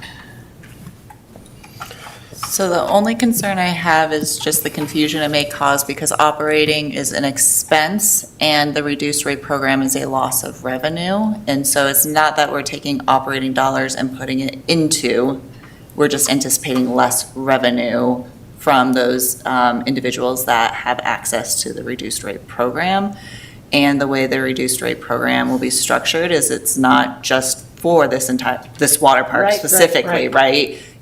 the way we're looking at it right now is you might get like a sum of X dollar amount that you can spend however you want. And so trying to track that piece of it might be, I mean, I totally appreciate your point. I understand the sentiment of how we want to communicate it, which is why I think like the education materials that we put out, the resolution that we have, like that can all include it. But I am a little conscious about if we were to be challenged on any of the expenditures of it, trying to point to any sort of reduced rate. But this is a policy question as well, and your special counsel has provided you an opportunity to incorporate it if council wants. Great. Before we move into discussing, because I know we're right at that point, is there any final questions? If I could, Mayor? Yeah, please. Katie, or city manager, can you just expand a little bit on the discussion of the current financial assistance program? I mean, it's not like this would be creating a new program. We have one that's in place. Oh, no, we are creating a new program, but it's not this that's creating it. I'm going to let Director Heisel give you maybe a brief update, because this will be part of your budget presentation as well, but she would have more of the specifics Yeah, of so it. we've had for many years a reduced rate program, which has not been very well utilized, and we've heard from residents when we did our recreation fee study, some of folks' interests and kind of like right fit for their family. And so this is a program that is happening whether or not this goes on the ballot or passes. We don't understand yet what the utilization rates will be, but this is something that would, as City Manager Doling said, reflect a reduction in revenue in order to provide reduced barriers to access for income-qualified, low-income residents. So they would get an account credit, Lafayette recreation bucks effectively that they could utilize for various services or facility access. Great. Fantastic. Let's get into discussing this. I'm happy to start, but if there's any council that would like to jump in. Go for it. Okay, fantastic. I'll start us off again. I'm very much in favor of putting this on the ballot. I think the Great Outdoors Water Park is a fantastic community asset. Being someone who grew up in a mobile home park that is directly adjacent to Lomatos Park, that pool was home for me every summer. And I know how important this park is and that pool is just to our city, the families in our city. And I hope to see it continue for generations. So I'm very much in favor. And again, I think the biggest thing that I think we should make clear is that we're not necessarily saying we're going to spend this money. What I'm very much in favor of is allowing the voters to decide whether we are going to spend that money, whether that tax will continue. So for me, it's a yes, and I'm happy to hear from other councilors. Councilor Jensen. I guess I want to remind us of something we've talked about in the past, which is that the teens in this community have asked for more services for teens. And this water park is frequently full, maybe not the teens who can drive, but the 12, 13, 14, 15-year-olds who need a place to just go and hang for the day, they're there. And we don't have much else for them in the summer, especially if your family can't afford it, summer camp or whatever it might be. So I think it's really an important, it is really important to a lot of people in this communities, our community, that this exists. I agree with our mayor. It is not our decision, and this is going to be a difficult ballot year to explain things to people. But I do think it, especially if we want to do this in any other year, we don't have that Tabor coverage, the without raising taxes language. So if that goes away and we want to do this in 5 years, we have to say, while raising taxes of this amount, whatever that is, and I prefer, those are harder to pass, and so I prefer we take advantage of this opportunity to do it now, knowing how valuable it is to so many people in our community, both little kids, babies, teenagers, everybody. Okay, thank you, Councilor. Any other councilor want to jump in at this moment? Sure, Mayor, I'll jump in. So I strongly agree with you about the importance of this facility to the community. So I'm going to support this. I do have a lot of misgivings about that. To further echo Councilor Fridland, who I'm channeling, I don't think this is a great way to do maintenance. As I shared previously when we discussed this, I am concerned about, is the juice worth the squeeze? I mean, we're talking about an average of $37 per year per household. That is a very small amount of money, and I respect the concerns Mr. Johnson raised about the additional burden on residents, but I also want to be I don't want to be disingenuous. This is an extremely small amount of money, so I want to be very clear-eyed about that. And I think investing in our infrastructure, and I do appreciate the time bounding of 20 years versus in perpetuity. I guess for me, the question would be, and I don't know exactly what happens in 20 years other than I'll be in my 60s, but at that point, will that council say, hey, let's do this again? I think that would be bad. And so I think this should be the last time we do this, because I agree with Councilor Fridland. This is not a good way, I think, in my view, to kind of maintain these facilities, even though I completely agree with you about the importance of it, and I strongly agree with Councilor Jensen's point about the need to invest in infrastructure and amenities for young people in Lafayette so that they get to grow up in a really dynamic, wonderful atmosphere. I have concerns about adding this clause, if you will, to the draft ballot language, and I very much respect Councilor Jensen's point on so that a future council can't undo that. I wonder if that would be perceived as we're trying to Jedi mind trick the voters. They're like, here's a infinitesimal tax increase, and also we're going to do something really good and thoughtful with it over here. That just, it makes me a little bit uncomfortable, even though I very much agree with the policy direction of subsidizing that revenue loss, as the city manager noted. Yeah, I hope that's helpful. Thank you, Councilor. Councilor Gianola. Thank you, Mayor. Thank you, Councilor Belair. I have been struggling with how to find support for this, and I think what you said, it was really helpful. I think we want to be a community that supports our great outdoors water park. I think we want to be a community that supports our residents in need, and our teenagers and families who are, taking their kids. I have kids who go to the pool, and this is one of the pools they go to. Not the only one, but so I feel like I've come around.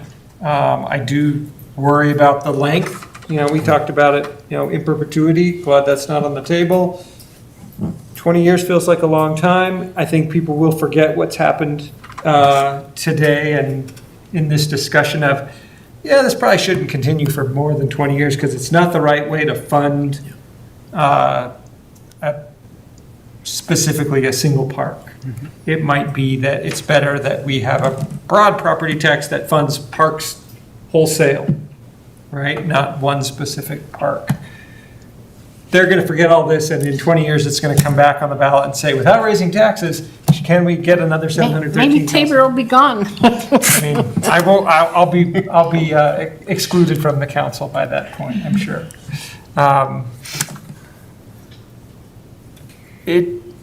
We're talking about. Let me do a little math in my head. I think it was it 14 million? That's basically, we're asking the voters to approve a $14 million tax. And when you put it that way, that's not an insignificant amount of money. We've had the staff bring it to us to say, look, we've got $7 million of capital needs. Without this tax, I forgot to ask this question, what happens if this doesn't pass? How do we fund that? Do we have to go back to the voters? Do we... again, sort of like, well, we didn't get it the first time. Do we try to get it the second time?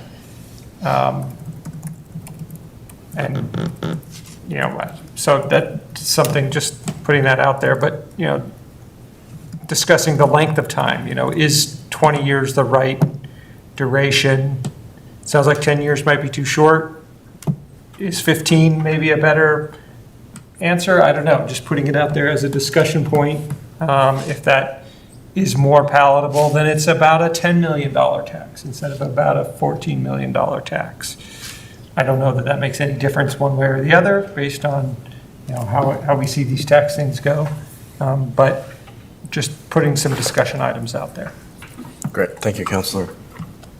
Mayor Pro Tem, I'd love your thoughts on this. Thank you, Mayor. I am a huge proponent of the park, and I think the question at hand is, should this go on the ballot? And I agree with the mayor, it should go on the ballot, let the residents decide.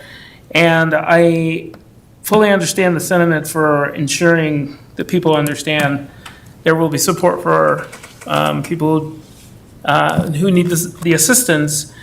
And as Councilor Jensen said, you can mess it up. And I went in with a lot of things on the ballot. If people who are reading this get confused about why those two are associated, and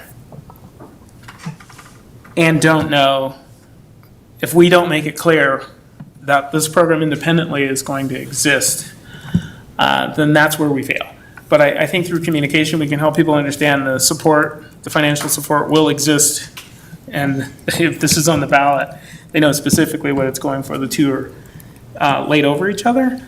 So I would vote for putting up as is, but at the same time also say, make sure that accompanied with this, people understand there is a program that's coming in place and will be supportive. And when Councilor Friedland has pointed out, like, why do we do this? And what happens if we don't? I'm pretty sure the answer came when, it might have been Councilor Gino who asked what would happen. The response was we'd figure out how to work that through the general fund, or the city would have to rework how to keep that supported. So yes, we'll have to pivot. Why it's this way is a history. And I think it's up to us to ensure that moving forward, other councilors realize, hey, keep this in mind, that there might be a better way to do this moving forward in the future. So I think we should put it on the ballot. Great, thank you, Mayor Pro Tem. And Councilor Gallegos, we haven't heard from you. I'd love your thoughts. And it's such a well-loved facility, so I do want to see it be able to continue operations without things breaking down and no way to be able to fix it. So I've mentioned how much I love this park. I bring my kids all the time. We have mommy bloggers who are coming from all over the state and are showing other people how well-loved it is, so they're drawing people to it. I love the addition of the new reduced rate program. I think that will help bring a lot of people into the park who haven't been able to access it yet. So just for the people watching, this decision is up to you. We are simply voting, are we putting this question on the ballot? And I'm not in favor of changing the ballot language. I think through education, we can inform people of the new reduced rate program. I don't see the need to put it in the question, since we're simply asking about the tax. Great, thank you, Councilor Gallegos. I see most of council at this point is in favor of putting this on the ballot. There's two things. One, I'm not seeing great support for changing the ballot language, how it's drafted in front of us, knowing that the language is already in the resolution, and then to our Mayor Pro Tem's point, through communications, through education, I think that's likely the best path forward to talking about this incredible program for our low-income residents. The only other question that is currently out there that I want to make sure we address before moving forward came from Councilor Giannola, which is the possibility of changing the time frame from 20 years to something else. So is there any other councilor that would like to speak on this? Councilor Giannola, if you would like to expand. I don't know if that's an amendment you are still considering. I would love to hear other folks. Thank you. I would love to hear from some other councilors what the sentiment is about the 20-year time frame. Great. I'll give other councilors a chance to kind of get their thoughts together. Councilor Gallegos. So my original objection to this going on the ballot was that it had no end. So I am okay with the 20-year over in perpetuity. Great. Thank you, Councilor. I would second that. I think when it came to us in perpetuity, we all kind of felt like maybe that's not the right answer, but we said, staff, you're the ones who know how this works and know what the best time frame would be, and they came back with 20 years, and I trust that that's the right amount. Councilor Jensen. I don't know what is the right number of years, because I don't really know, like, it sounds like the pool itself is in desperate need of replacement.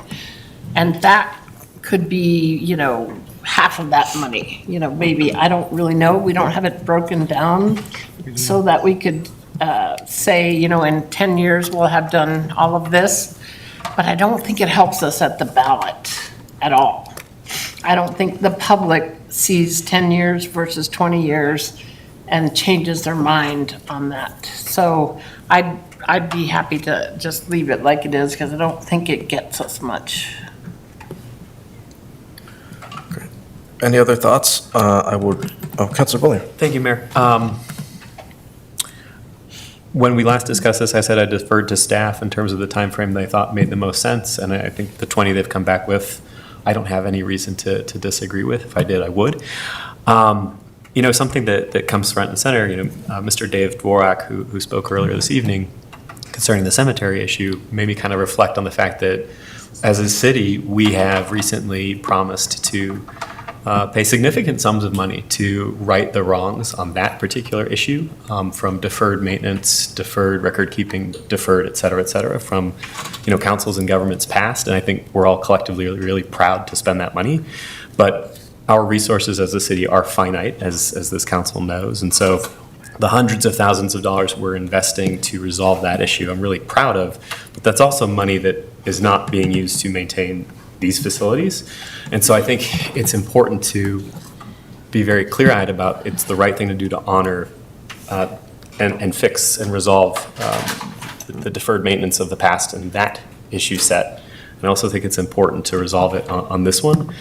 So I just really hope that the council in 20 years, when this concludes, does some sleuthing through the records and sees this discussion and does not continue this further. But in this moment, investing in this facility, fixing the maintenance issues, and ensuring that this amenity can be a shining gem for the future, if the voters concur, I think is the right thing to do. And last thing, I know there's some sentiment percolating in the community that does not want this to come to the ballot. And that kind of raises a question mark above my head, because the Lafayette residents get to decide. And I think I'm very grateful to staff for the excellent presentations we've gotten, to our consultants for helping fill in the gaps. But ultimately, if we refer this forward, our community gets to decide. And I would repudiate anyone who doesn't want the community to decide an issue, because that's the point of our democracy. Thank you, Mayor. Thank you, Councilor. Seeing no one else, I will remind councilors a motion on the screen if anyone would like to read it. Councilor Bullier, please. Thank you, Mayor. I move to approve resolution number 2026-19, submitting to the electorate of the city of Lafayette at the November 3rd, 2026 coordinated election a certain question authorizing an extension of an expiring property tax for Lamont Doe's Park purposes, specifying the form of the ballot and other election procedures, and setting forth related details. Second. We have a motion, we have a second for this resolution. Is there any discussion on this? Seeing none, all those in favor say aye. Aye. Anyone opposed say no. None opposed, that passes unanimously. Thank you so much to everyone who helped, and I know that was a big lift. We'll move on to agenda item J, which is motion accepting the 2025 Annual Comprehensive Financial Report. I will turn it over to our CFO. All right. Let's see here. So, good evening again. So we have the 2025 Annual Comprehensive Financial Report this evening for Heather, you. can you be a little louder, please? Oh, sure, yes. So we have the 2025 Annual Comprehensive Financial Report this evening. Our objective is to consider a motion to accept the 2025 Annual Comprehensive Financial Report. We have our auditors here this evening with Ide Bailey. We have Janina Hathcock and Brittany Burns, who will be up here to present the PowerPoint presentation to you all. So they'll go over that audit, and then there'll be some motion language. So I'm just going to leave this to them, and they'll come up and chat with you.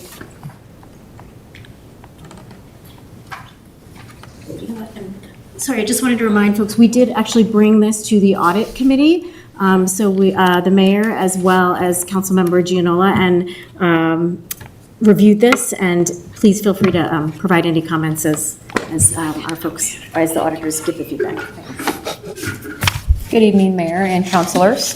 Thank you, first of all, for having us here this evening to present the results of the 2025 financial statement audit. I'm Brittany Burns. I was the manager on the audit this year. Along with me is Janine Hathcock, the engagement partner.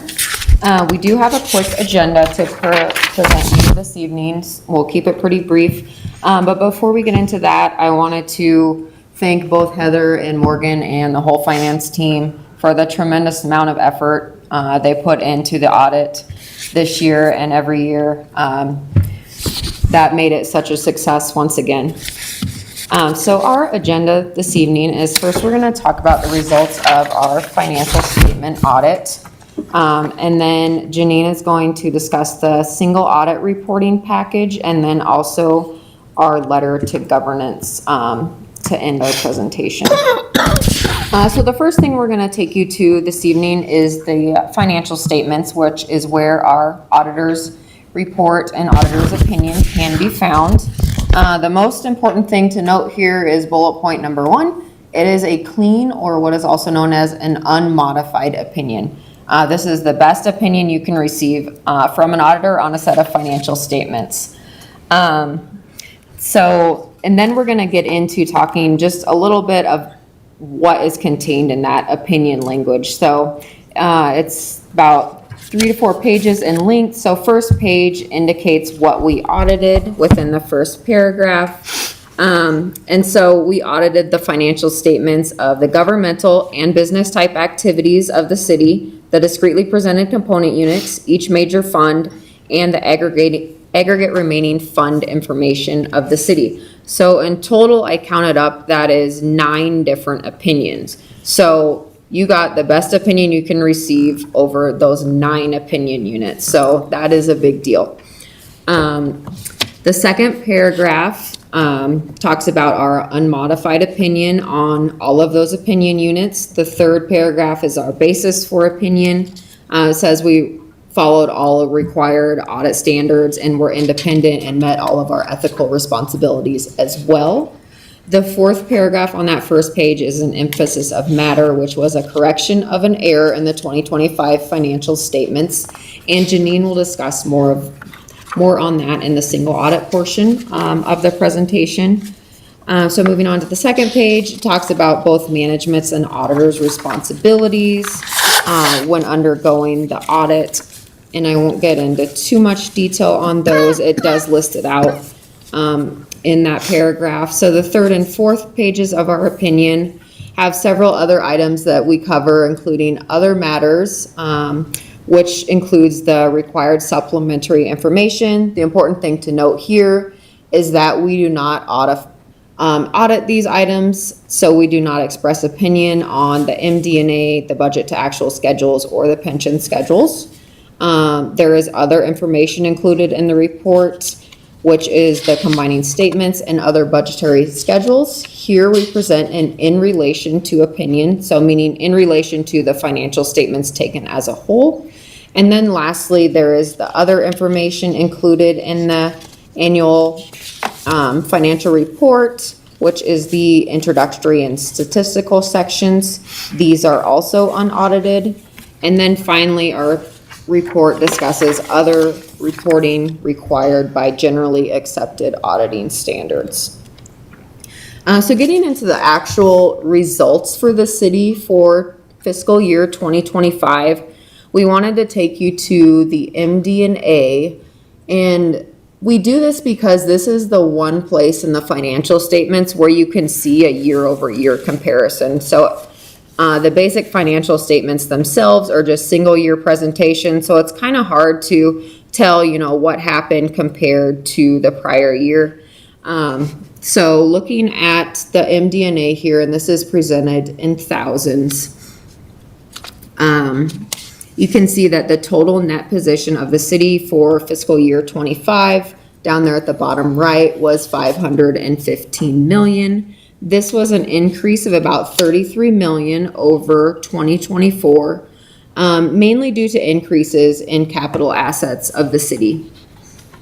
And these capital assets of the city, so net investment in capital assets, represented towards the bottom of $345 million, represent 67% or approximately 2/3 of all of the city's total net position. So moving on to changes in net position, also from the MD&A, this just kind of shows, and I know it's really small there on the screen, you know, how did we get to that overall increase of 33 million from 2024 to 2025? And so you can think of the change in net position if you were to compare it to a private sector business, that would be essentially the net income of the city. So this change was greater by 12.5 million than the net income, if you will, of 2024, about 20 million. The changes were primarily the result of increases in revenue, which are represented by increases in capital grants. As you can see there towards the top, the capital grants for the city more than tripled from 4 million to almost 14 million from 24 to 25. And then charges for services increased as well by about 5 million year over year. Expenditures in the middle section of the screen also increased from 24 to 25. Most of the notable increases were in the general government and public safety. But since overall increases in revenues outpaced increases in expenses, we get a positive change in net position of that 33 million for the 2025 year. And then the next slide here is just kind of some things to have on the radar as we're looking into 2026. As you know, there's been some new GASBs implemented pretty much every year for the last several years, and 2026 will be no different. We'll have GASB 103 and GASB 104 related to financial reporting model improvements and disclosures for capital assets that will be effective for 2026's financial statement audit, and we will be in communication with finance about those items as we draw closer to those dates and getting the 2026 financial statement audit underway. Any questions on this first part of the financial statement presentation before we get into the single audit? Any questions from council? Councilor Jensen? So I'm new on council and I've not seen this before. So lots and lots of people I know have been talking to me about what Boulder is doing to capture Sundance revenue. And I don't see anything on here that indicates that we don't have any licensing or anything that is bringing us revenue from short-term rentals. We do? Okay. We do. Where is that in here? It would be rolled up into probably charges for services. So this is not a line-by-line detail of each revenue, but rather by category of revenues. Okay, thank you. Yep, and there are schedules towards the back that have more detailed breakout of the individual line items. Okay, thanks. I think we can continue. All right, I'll pass it over to Janine for the single audit. Good evening. We'll go through the single audit report here next. It is a separate report issued from your financial statements, and it's essentially the audit of your federal programs. The package does start with two different auditors' reports. The very first report is our report on the financial statement internal controls. It's important to note it is a report, it is not an opinion. And so essentially what this report is saying is that we have to consider your internal controls over financial reporting, but we don't test internal controls, so we can't express an opinion over those internal controls. But as we go through our audits, if we do find something that we identify as either a significant deficiency or a material weakness, we do have to bring that to your attention as governance. And we did identify one material weakness in internal controls to bring to your attention. It is specifically related to that correction of an error that Brittany went over on the opinion. So a little bit of background on this, and it does in the report, it does describe what the finding is, but essentially what happened is management was doing their due diligence and looking through their discreetly presented component units, and specifically baseline reservoir, and they came across, there's a checklist that GASB, the Governmental Accounting Standards Board, gives management that says, hey, assess these. Does it meet the definition of a discreetly presented component unit? In the past, we have said yes. Or management has said yes, and we have agreed with their assessment. They were going through some of the questions, and they questioned some of the answers that were given in the past, and they said, not so sure. And so they did their research, did their due diligence, and came back that it did not qualify as a discreetly presented component unit. So if you actually look at last year's financial statements, you will see a column on those basic financial statements for baseline. This year it does not exist because it does not qualify. And so management made the corrections. Just at some point in the past, there was a deficiency in internal controls.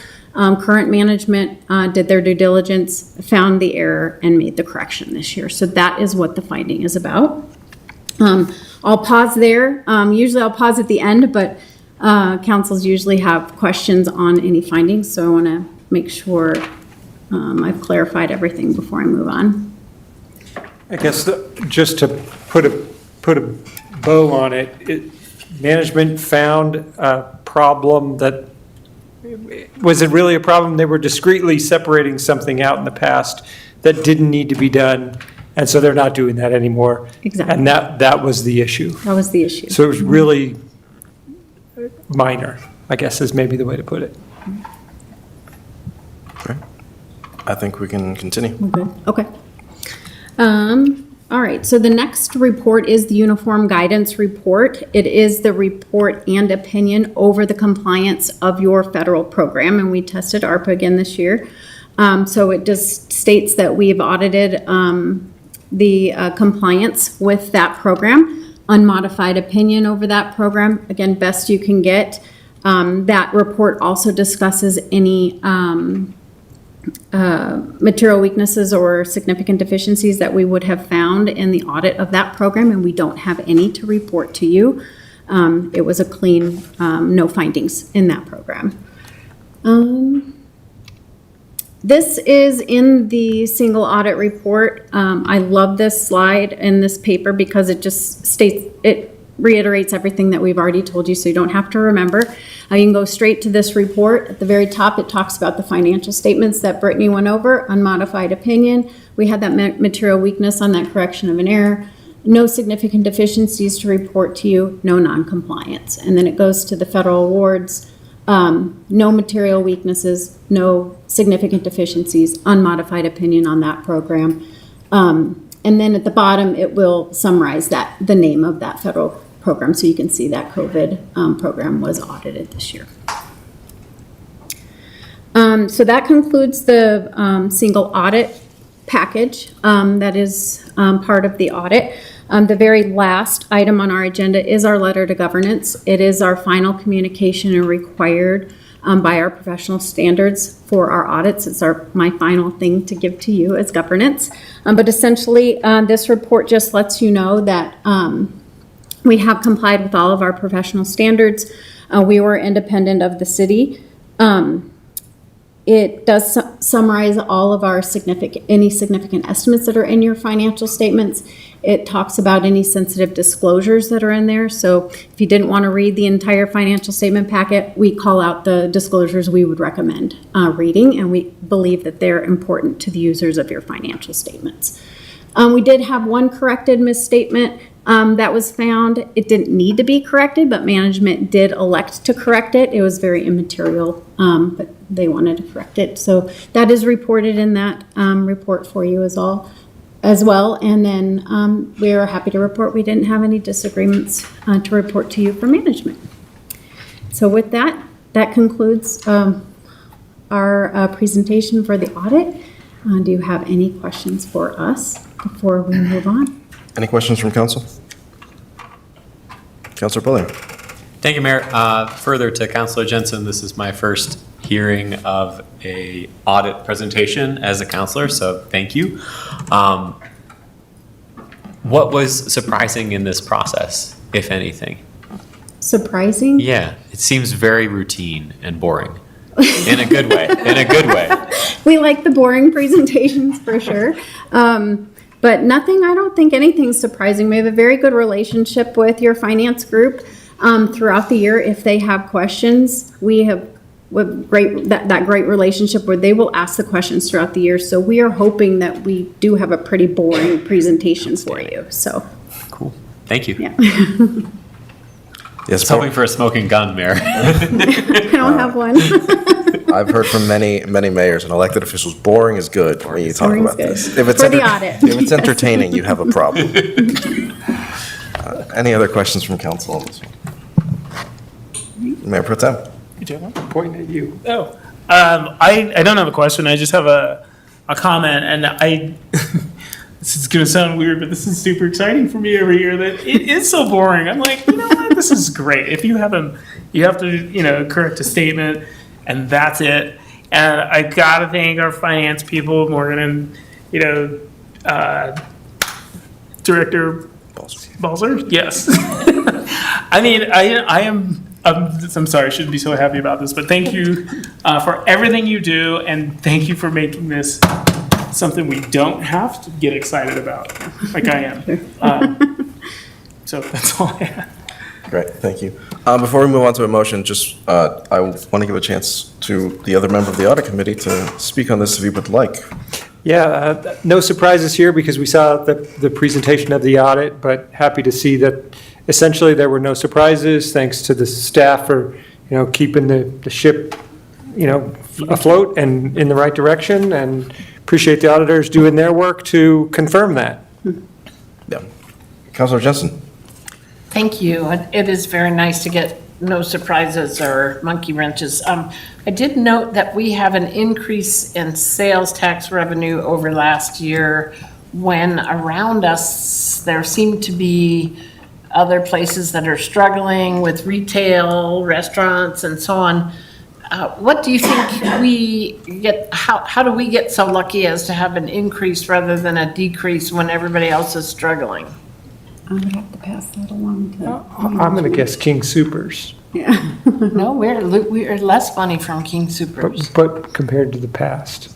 No, less The than. 9 Mile, and we'll definitely be diving into this in the August 24th workshop, but we did receive some portion of 9 Mile that we hadn't received the prior year. Oh, And all we right. we have a generally fairly stable retail base with some kind of core agencies that are weatherproof rather than relying so heavily like Boulder on tourism or on restaurants. And so we'll dive into a lot of that when we talk about our projections for 26 as well. Do you want to add anything? I can add just one thing, that we did have a pretty great year for audit revenue. That's not really going to be expected year over year. So we have a fully staffed audit and sales tax revenue team. So in that transition, they were able to work with some of our vendors and really look at some of the bigger agencies and get some additional return on that. Now that they're compliant, that's not really something that we're going to see year to year. We'll probably see an increase because they're compliant, but not over the $1 million that we saw in audit revenue in 25. While you're up there, do you mind hitting one more slide? Thank you. Councilor Gianello. I move to accept the 2025 Annual Comprehensive Financial Report. Second. We have a motion, we have a second. Any discussion on this? Seeing none, all those in favor say aye. Aye. Anyone opposed say no. None opposed, that passes unanimously. Thank you so much. Thank you. Moving on to our final agenda item in regular business tonight. The authorization to negotiate, well, I won't read the whole thing, but I will hand it over to our Economic Development Director. Thank you, Mayor. I'm excited to be here this evening to give you an overview of our 200 North Public Road RFP process and seek authorization to negotiate with our top-ranked proposal, the Red Queen Bookstore and Cafe. I'm going to give an overview of the property, our disposition strategy and timeline, the RFP overview, and the review committee. I'm going to welcome the Red Queen team to speak for a couple slides and then go through some next steps and a motion. So we're very familiar with the site. 200 North Public Road is on the corner of Public and East Geneseo. This was formerly owned by JP Morgan Chase. They also owned the parking lot just south of this. When these properties came for sale, the Urban Renewal Authority, who had been leasing that parking for over a decade, approached the city about partnering in order to purchase it.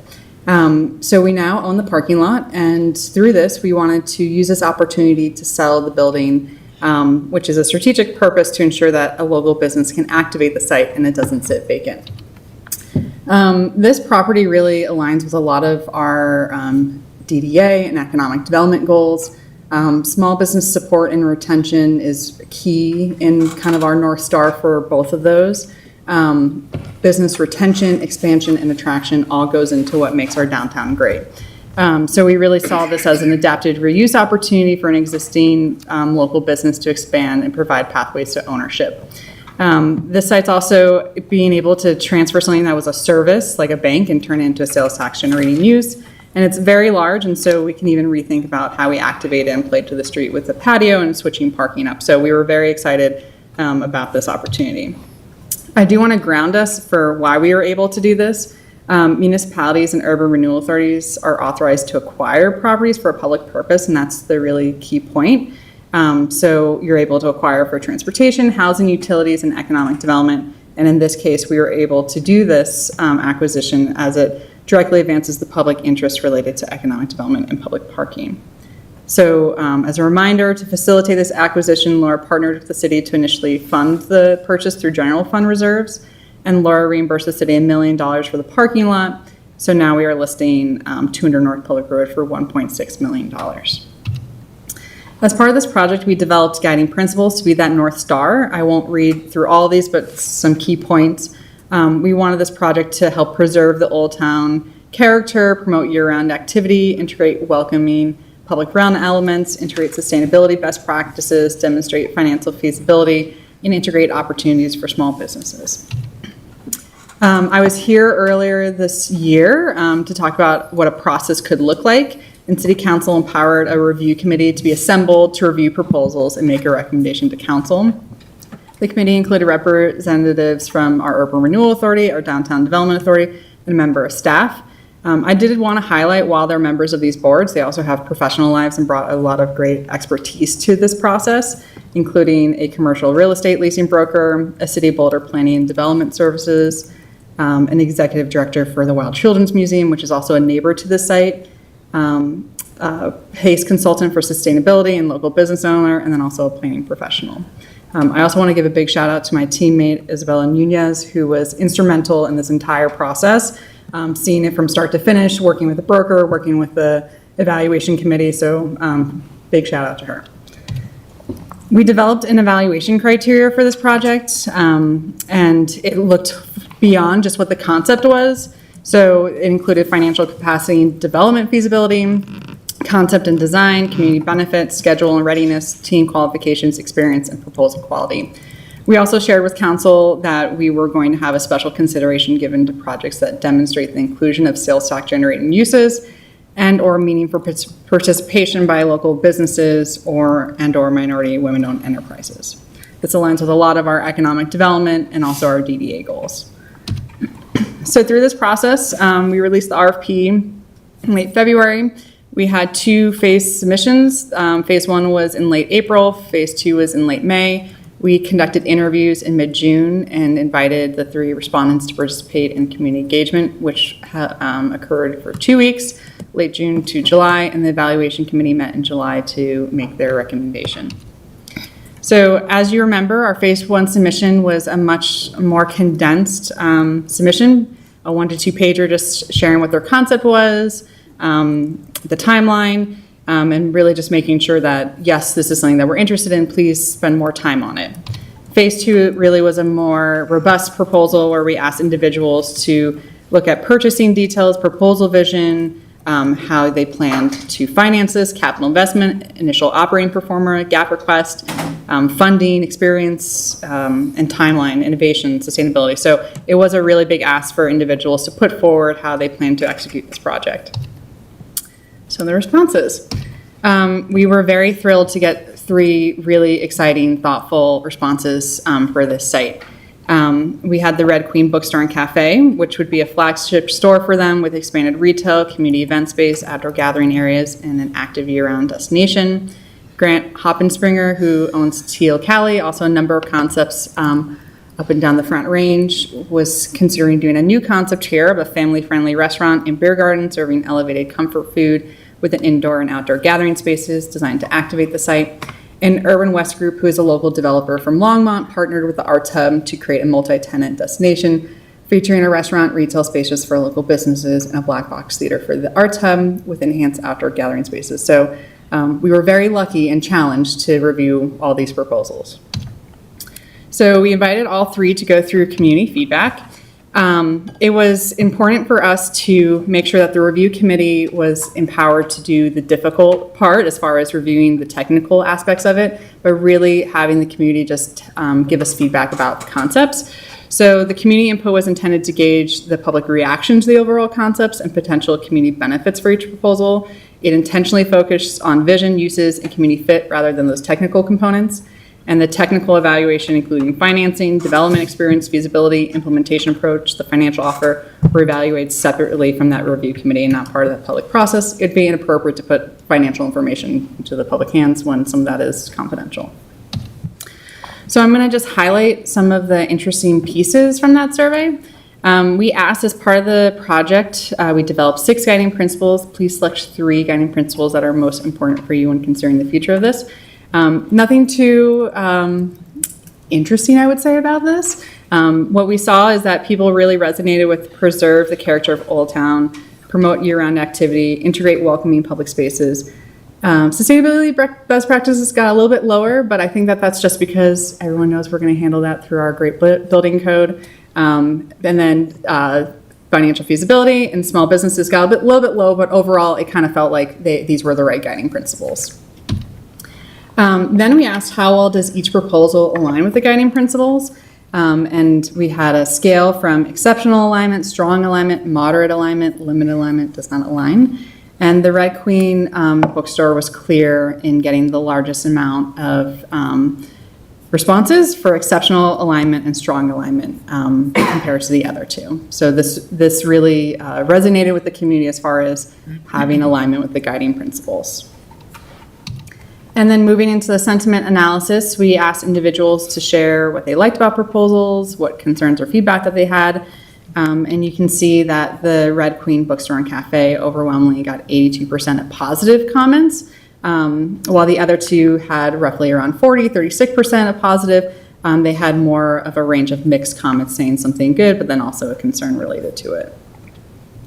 So the community feedback was part of the full evaluation criteria. So following that engagement, the evaluation committee completed its final ranking based on the full criteria, including proposal quality, financial and technical review, interviews, and community feedback. And as I shared in the beginning, we found that all these proposals presented thoughtful, compelling concepts. So we're very thankful for those respondents. Following that comprehensive evaluation, the committee concluded that the Red Queen Bookstore and Cafe best aligned with the city's goals and offered the strongest overall combination of project vision, feasibility, and complementary use and long-term community benefit. I'm really excited to be welcoming the Red Queen team up here just to share a couple words. They've been a long-time business owner in Lafayette, and this is a really great opportunity to support a lot of our goals for Pathways to Ownership, so I'm excited to bring them up here. And we're not that scary, so yeah. We've stood up here before a few times. A couple. We tremble less. Slightly. Hi, we're Barb and Deirdre. And Barb, this is Deirdre. We are the main outspoken owners of the Red Queen Bookstore, and behind us is Mark, the silent partner of the bookstore. As you know, we started in 2020 during the pandemic, and this amazing community has supported us through 6 years, and we just keep growing and growing, and we've outgrown our space. And we definitely could not have done it without this place. What we do there, we try to hold these events, these gatherings, these book clubs and programming, but we just don't have the space for it right now. What else do we need to know about this? We're bursting at the seams, basically. Yeah, it's a good problem to have. Yeah. Still a problem for us. We we are challenged with serving as many people as we need to serve. And, we have developed some partnerships with our neighbors and also with Cultural Caravan. We do events. Our number one request is to have author signings and author readings. We're not able to do that in the current space. When we do have our annual Cultural Caravan free music event inside, it's in the early spring, we actually have to shut down all operations for that event. So we have to turn off the espresso, we have to turn off the grinders, we have to take everything out of the front of the building and put chairs in, and then we have a wonderful free classical music concert. We love doing it. We love Cultural Caravan. They're a fabulous partner, and we do other things with them throughout the year. But as an example, it's just something that we're really not able to do, and we have a lot of demand to do those kinds of events. We've been doing some game Sunday night or Sunday during the day game events, and we have a lot of requests to do more gaming events. Again, all these things are free. They're just community get together, third space kind of things that you want to do when you have a vibrant small town business. And we're really just struggling to keep that going with the space that we have currently.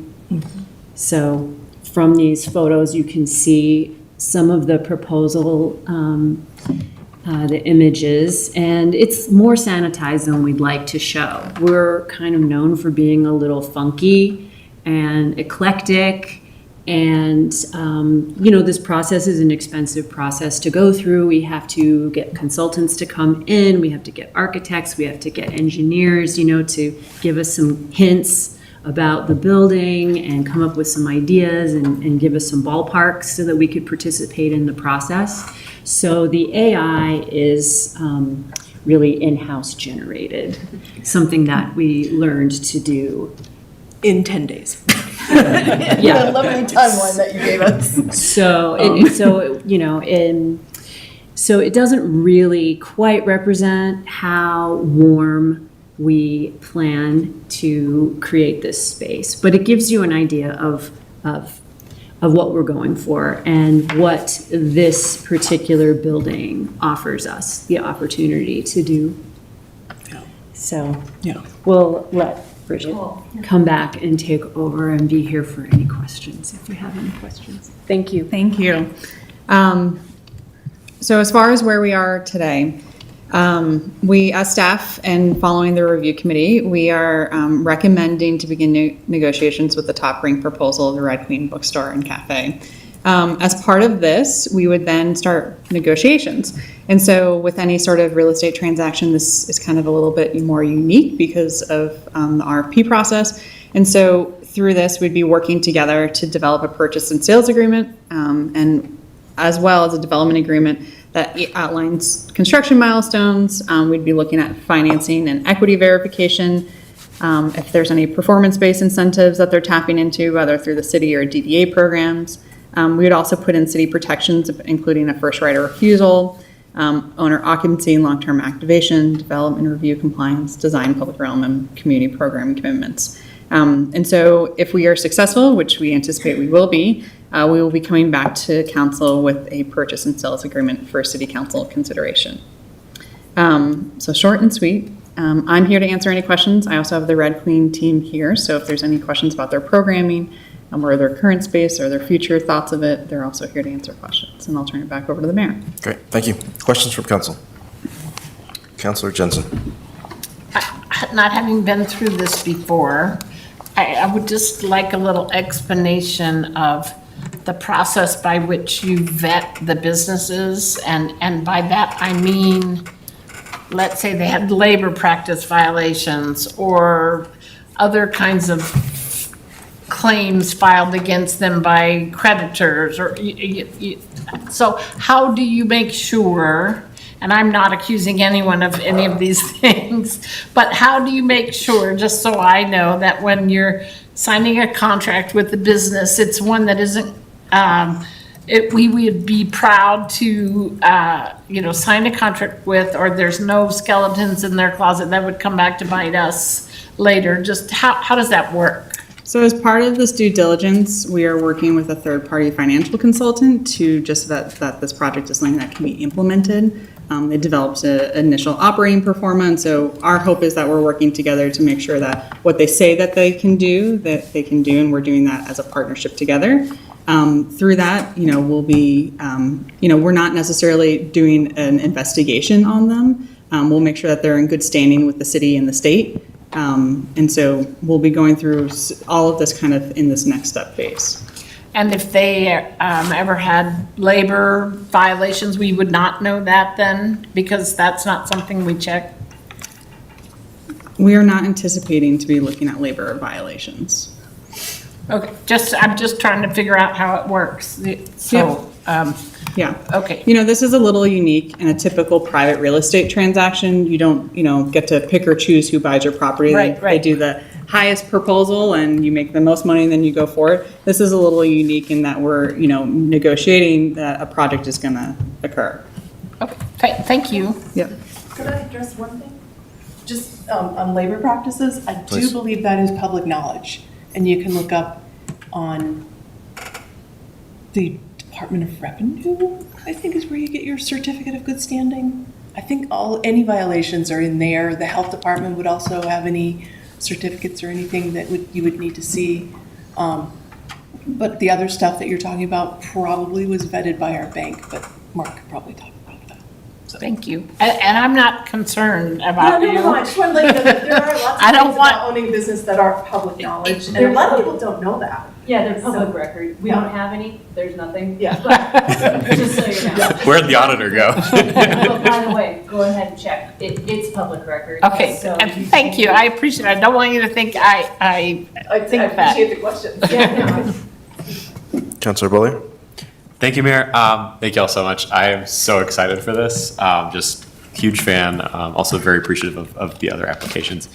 Question one, I was trying to find the exact number, but was it approximately 1,500 residents responded to Lafayette Listens?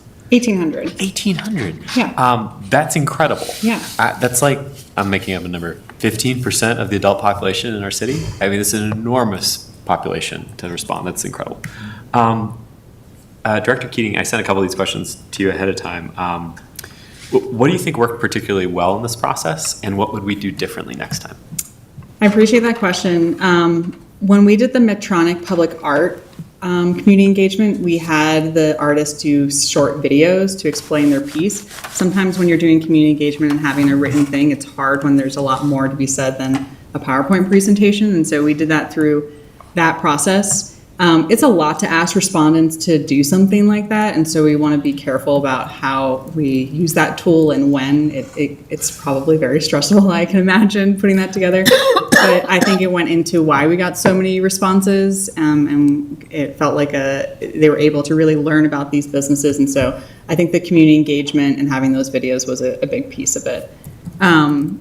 As far as what I would do differently next time, with this process, we did do something differently. So the Urban Renewal Authority has done an RFP process to sell a property very similar. And one thing that we learned is that it's a lot to ask someone to put together such a robust proposal, which is why we split it up into 2 phases this time. So we tested that out this time. I think it went really well. We didn't want to waste anyone's time if it wasn't the right use. So I would continue that again. I think we're always refining things based on lessons learned. Thank you. I love that answer. Do we intend to try to continue to find a way to engage the other applicants in our community going forward? Totally. As I shared, in a perfect scenario, we would try to figure out how to do all of them. As soon as we notified the respondents of where they were in the ranking, I've set up meetings to be able to talk to each of them, talk about how to continue to engage with them. I still need to meet with Urban West Group, but I've talked to Grant, talked to Arts Hub. We're excited about these ideas and want to make sure that they still want to do business in Lafayette. So whether it's not this opportunity, we want to see how we can support them in their journey. Thank you. Do y'all have other top targets for doing this effort elsewhere in the city in the near term? So I think the big thing to reflect is, municipalities and urban renewal authorities and also downtown development authorities are able to purchase and sell property, but it's, related to the public purpose. And so when this opportunity presented itself to be able to secure that parking, that's why we went after it. I think with the DDA coming into themselves, they are really the right agency to be looking at that. Laura has done that before. The DDA, once they get a larger fund balance, if they see an opportunity that presents itself for the public purpose, then, they would have that conversation. And last question, thank you for your patience, everyone. What else do you need, if anything, to replicate this effort? You, the DDA, et cetera, or do you have all the tools you need presently? I think we're getting the hang of this. This is not something unique to us. In my past roles at the Denver International Airport or the New York City Economic Development Corporation, many different agencies across the country do work like this. So it's always just making sure that you are just refining as you go. And always, when opportunities present themselves, making sure that, the DDA has a fund balance to be able to respond to things like this. I will say that, we don't normally play developer. These are really, really unique situations. I think one of the reasons why this has worked out well is because we had a pretty strong core of a building. There wasn't a lot of deferred maintenance. It was able to do adapted reuse. I'd be very hesitant to do something like this on a complicated site. Oh, that's great. Thank you so much. Councilor Gianello. Thank you, Mayor. How many Phase 1 applications did we receive? So we technically received 4 because Arts Hub was a separate application from Urban West, but then as soon as they did their Phase 1, they decided to partner with each other. Urban West didn't have any users, and Arts Hub was really only interested in the basement, and so they partnered together. Okay, thank you. With respect to the sustainability aspect, the fact that we're looking at doing the adaptive reuse, to me, is the biggest sustainability aspect. Because if we were going to tear down the building and then have to build a new one, think about how many resources go into that. So really happy to see that feature as such a big part of this project. So thank you for making that happen here. I'm real excited to see where this goes. Really happy where we're at. Great. Great, thank you. Mayor Pro Tem? Thank you, Mayor. I just had a question. I guess it's for the Red Queen staff. Because the DDA is looking at wayfinding, I'm not sure anyone's going to have a problem finding the Red Queen in the new location. I'm just curious, do you know if there was any difficulty with parking or locating it? Was there any issues around getting to and from the Red Queen? The existing location. The existing location. Yeah. Do you want to come up to? Yeah. I'm just winging it here, so.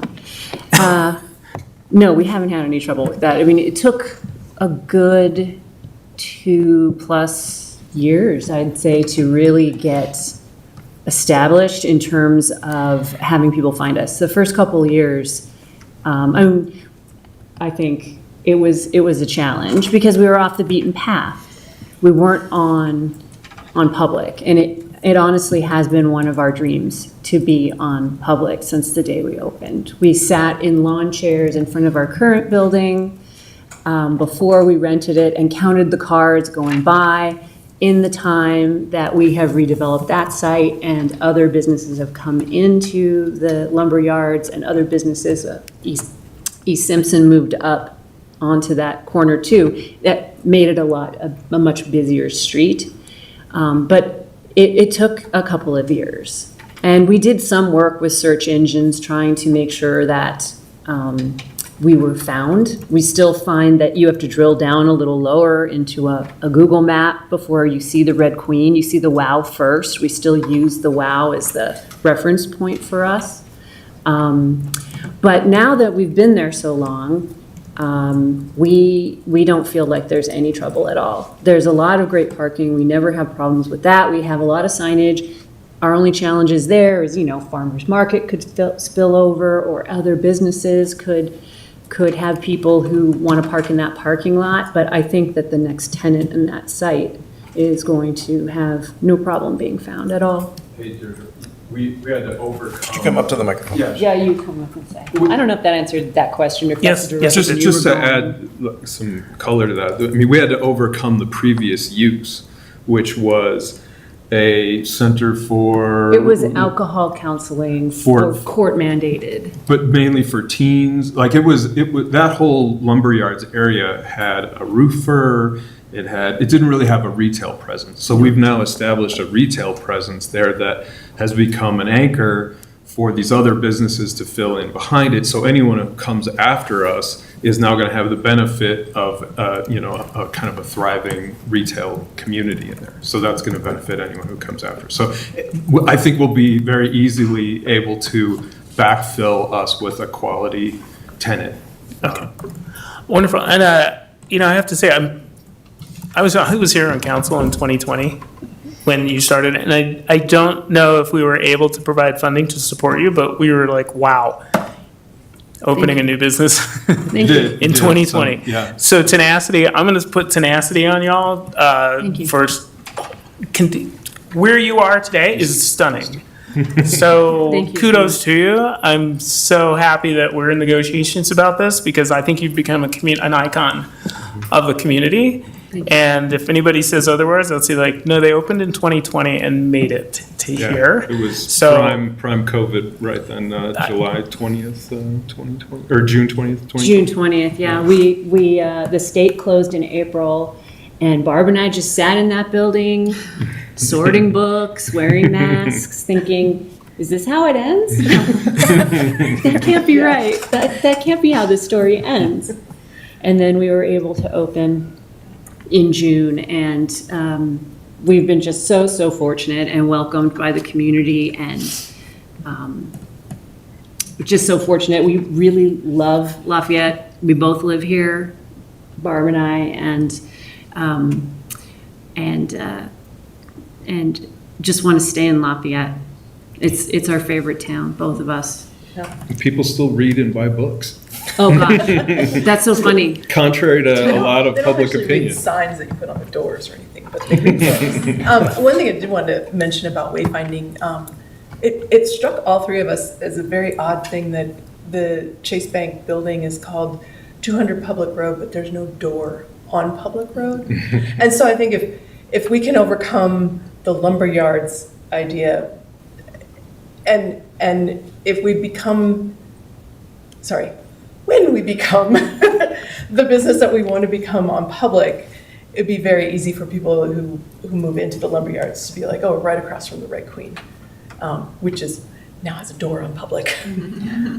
But that's all I wanted to address about the wayfinding. It just struck me as very odd. Good to know. Thank you. Yeah.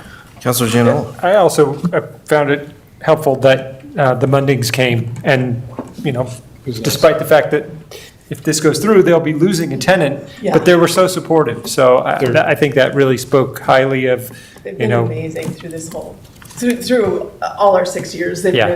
They've become really good friends. yeah, and I think they're a great part of our community, and I know Ian's involved in everything. Yeah. And I will just add to that, we're really excited about this opportunity. The Lumberyards has been a proven place for incubators. We see this with the Red Queen. They started in one building, they moved to 2, they moved to 3. They're ready to expand to the next level. We've seen other businesses in there being able to test out a concept and expand, and the Mundings have provided a great space for entry-level commercial in our town. We've seen it time and again with businesses starting, expanding, and moving. The big thing is that we want to be part of that expansion and keeping them here. And so this is a win to be able to also have 3 new spaces that we can invite new businesses in. And there's a lot of excitement about those spaces. People are already Making phone calls. inquiring about the next phase for there was a that building space. proposal on the table, as I recall, is The expansion. that, and I presume that was, implemented by you, and if this, when this happens, that will not be on the table for you. Do you have any indication of the Mundings wanting to continue to pursue that? I think it depends on who the new tenant would be, but what we ran into was 2 years of design and waiting for permits or not really permits, but design and All the approval process. public approval, all that approval stuff. And by that time, we realized that expansion was not even going to be enough room for us to Right. expand into. And when we didn't own the property, it wouldn't make sense for us three to finance something like that. Yeah. So, And it the- was literally weeks later that Yeah. I think we heard Right. back. So it was fortunate that the delay took that long to allow us to move forward with this. Great, thank you all so much. I think there's a ton of excitement around this, but we can't do it quite yet. We have to formalize this with a motion. So if there's anyone who would like to read this in, Councilor Jensen. First, I wanted to say I'm so excited about your vision of all the different things you want to do, not just the bookstore, but making it a community-centered event space, and I'm loving it. Thank you. Motion language. I move to authorize the city manager to enter into negotiations for the sale of 200 North Public Road with Red Queen Bookstore and Cafe. Second. We have a motion, we have a second. Any discussion on this motion? Just one thing, Mayor. A month and a half ago, I was having coffee, not in Old Town, and chatting with a resident specifically about the application process and it was out there. And a woman turned to my table, interrupted her own date, and started telling me about how much she loved the Red Queen. And I was like, okay. And then the guy's just sitting there like, what's the Red Queen? And then she like turned back to him and told him. So I was just like, all right, I can see this. I'm just thrilled, very thrilled. Mayor Pro Tem, did you have something? I was just gonna ask, make sure the espresso machine's going. Could you pull a wicked espresso right now? It's double the amount of okay. Just have to check. Thank you. Great. Thank you all so much. We have a motion, we have a second. All those in favor say aye. Aye. Anyone opposed say no. None opposed, that passes unanimously. Thank you, council. That concludes regular business for tonight. Moving on to staff reports, starting with our city attorney's report.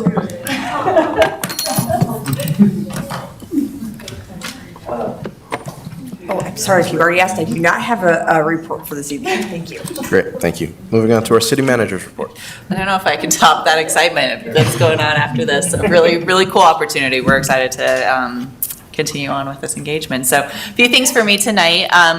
As was mentioned, we did the ribbon cutting for our newest bike corral along Public Road. So thank you to Councilor Jensen for showing up and corralling all those people to the bike corral to cut the ribbon. We have a picture up there and we'll be doing some social media with that. Also, we're excited to announce 2 new engagement opportunities for the Rec Center design on Saturday, August 22nd. As you heard earlier today, we hosted one. It was very well attended and learned from that we have a lot of different users of these facilities and really want to break them out to a little bit more focus groups and a space that accommodates the size of engagement. So we're excited for the folks coming and sharing what they want to see through this bond project. So 10 a.m. at the Senior Center on August 22nd, and then 2 p.m. at the library, geared more for those families and fitness folks that you've been hearing from. So we will be sure to be push that out to everyone that we've heard from so far and on all of our different channels. And then I want to just remind our community that our mental health and human services grant application closes on August 12th at 4 p.m. There is a link there, and if they have any questions, they can reach out to staff. Alex Nelson manages that program, so, and then our lovely committee will be reviewing those applications. And then as a reminder, we are a sponsor for Community Solutions, their summit. That's going to be on August 25th. We do receive tickets to the annual summit, so if you would like to attend, it's from 8 p.m. to noon. Please notify me as soon as possible, because if we do not have the full seats taken, we do then offer it to some of our board and commission members. We've had folks from our older adults board be engaged in it as well. So we would like to get the seats filled from Lafayette, no matter kind of the composition. So just email me if you're able to attend. And then as a reminder, we have our annual employee appreciation event. This sort of wraps up our summer season where we get to honor some of our seasonals that are leaving us for the year. And that is tomorrow. So facilities will be closed starting at 1 p.m., but all normal schedules will resume on Thursday. And then looking ahead, August 18th, wow, 2 items. It's a very large meeting, so we're excited to, as we discussed at the last workshop, bring forward your first reading for the land use code adoption, and then some youth advisory board appointments. This is another board that falls a little bit different just because of the school year, so you do your appointments at this time. And then August 25th workshop will be dedicated to all things 2027 budget. So thank you for that, Mayor. Okay, thank you. Moving on to council reports, we'll start with Councilor Bullier. Nothing to report, Mayor. Councilor Gianola. Nothing to report, Mayor. I'll come back to Mayor Pro Tem. We'll go Councilor Gallegos. Nothing from me tonight. Councilor Jensen. Got her. Buckle up. This may happen as part of the budget workshop, but everywhere I go, everybody's, talking to me about Sundance, and it's a buzz. And I would like to, at some point, talk about how we maximize our participation. And maybe you guys are all already over it, and I just don't know what that is that we're doing. But I'd like to sort of put in a request to have some sort of conversation about how we can maximize that. Yep, sounds great. Okay. Anything else, Councilor? Nope. Mayor Pro Tem? Thank you, Mayor, and it's great to be back up here with you all. I did hear a conversation, actually it was a report. There's a scientific team where I work at the lab, and I'm thinking of bringing this person in to describe the situation that we've got climatologically. And I know you will, I hope everyone's noticed the air quality issues we've had lately. And you can't, yes, and you can't ignore the heat. We've got ozone alerts happening on a regular basis. And this researcher spoke on the reality that Director Arthur's been trying to bring to us, is that water is a really big issue. And of course, we hear about this as soon as you mention pretty much anything about development or trees and landscapes. But the concept that I think we need to, that I want to air, is the idea of aridification versus drought. So drought's a cycle. Aridification is that we're never going to recover from a drought. And no one knows for sure if we're in the situation of aridification. The West is in big trouble. There are ways that we can address that. And I think it's super important to keep in mind, like, it's not a lost cause, but we have to keep in mind that the Lamont Does Park, the sustainability plan that we have, points to resilience efforts. And it's real. We're not going back to the 1970s climate, but there are ways to still be on the forefront with looking at what do we need for 20 years from now to support people around water issues and their own personal safety, because the heat these days is unbelievable. And for anyone who forgot, tree shade can reduce the temperature by 10 to 15 degrees. So if you can't do anything else, if you see somebody who's outside and they're stuck outside and you can get them into tree shade for a little bit, it'll help. But how to keep the trees alive without water? Well, there's ways to make sure that you put the trees in the proper place and make sure that they get enough water to survive. So, yeah, just wanted to throw that out. I don't have anything else. I just wanted to. So are you going to arrange to have somebody come talk to us? I will bring that up at next workshop as a. Fantastic. Thank you, Mayor Pro Tem. Nothing for me tonight. Great meeting. Have a good night, everyone. Meeting adjourned. Thank you.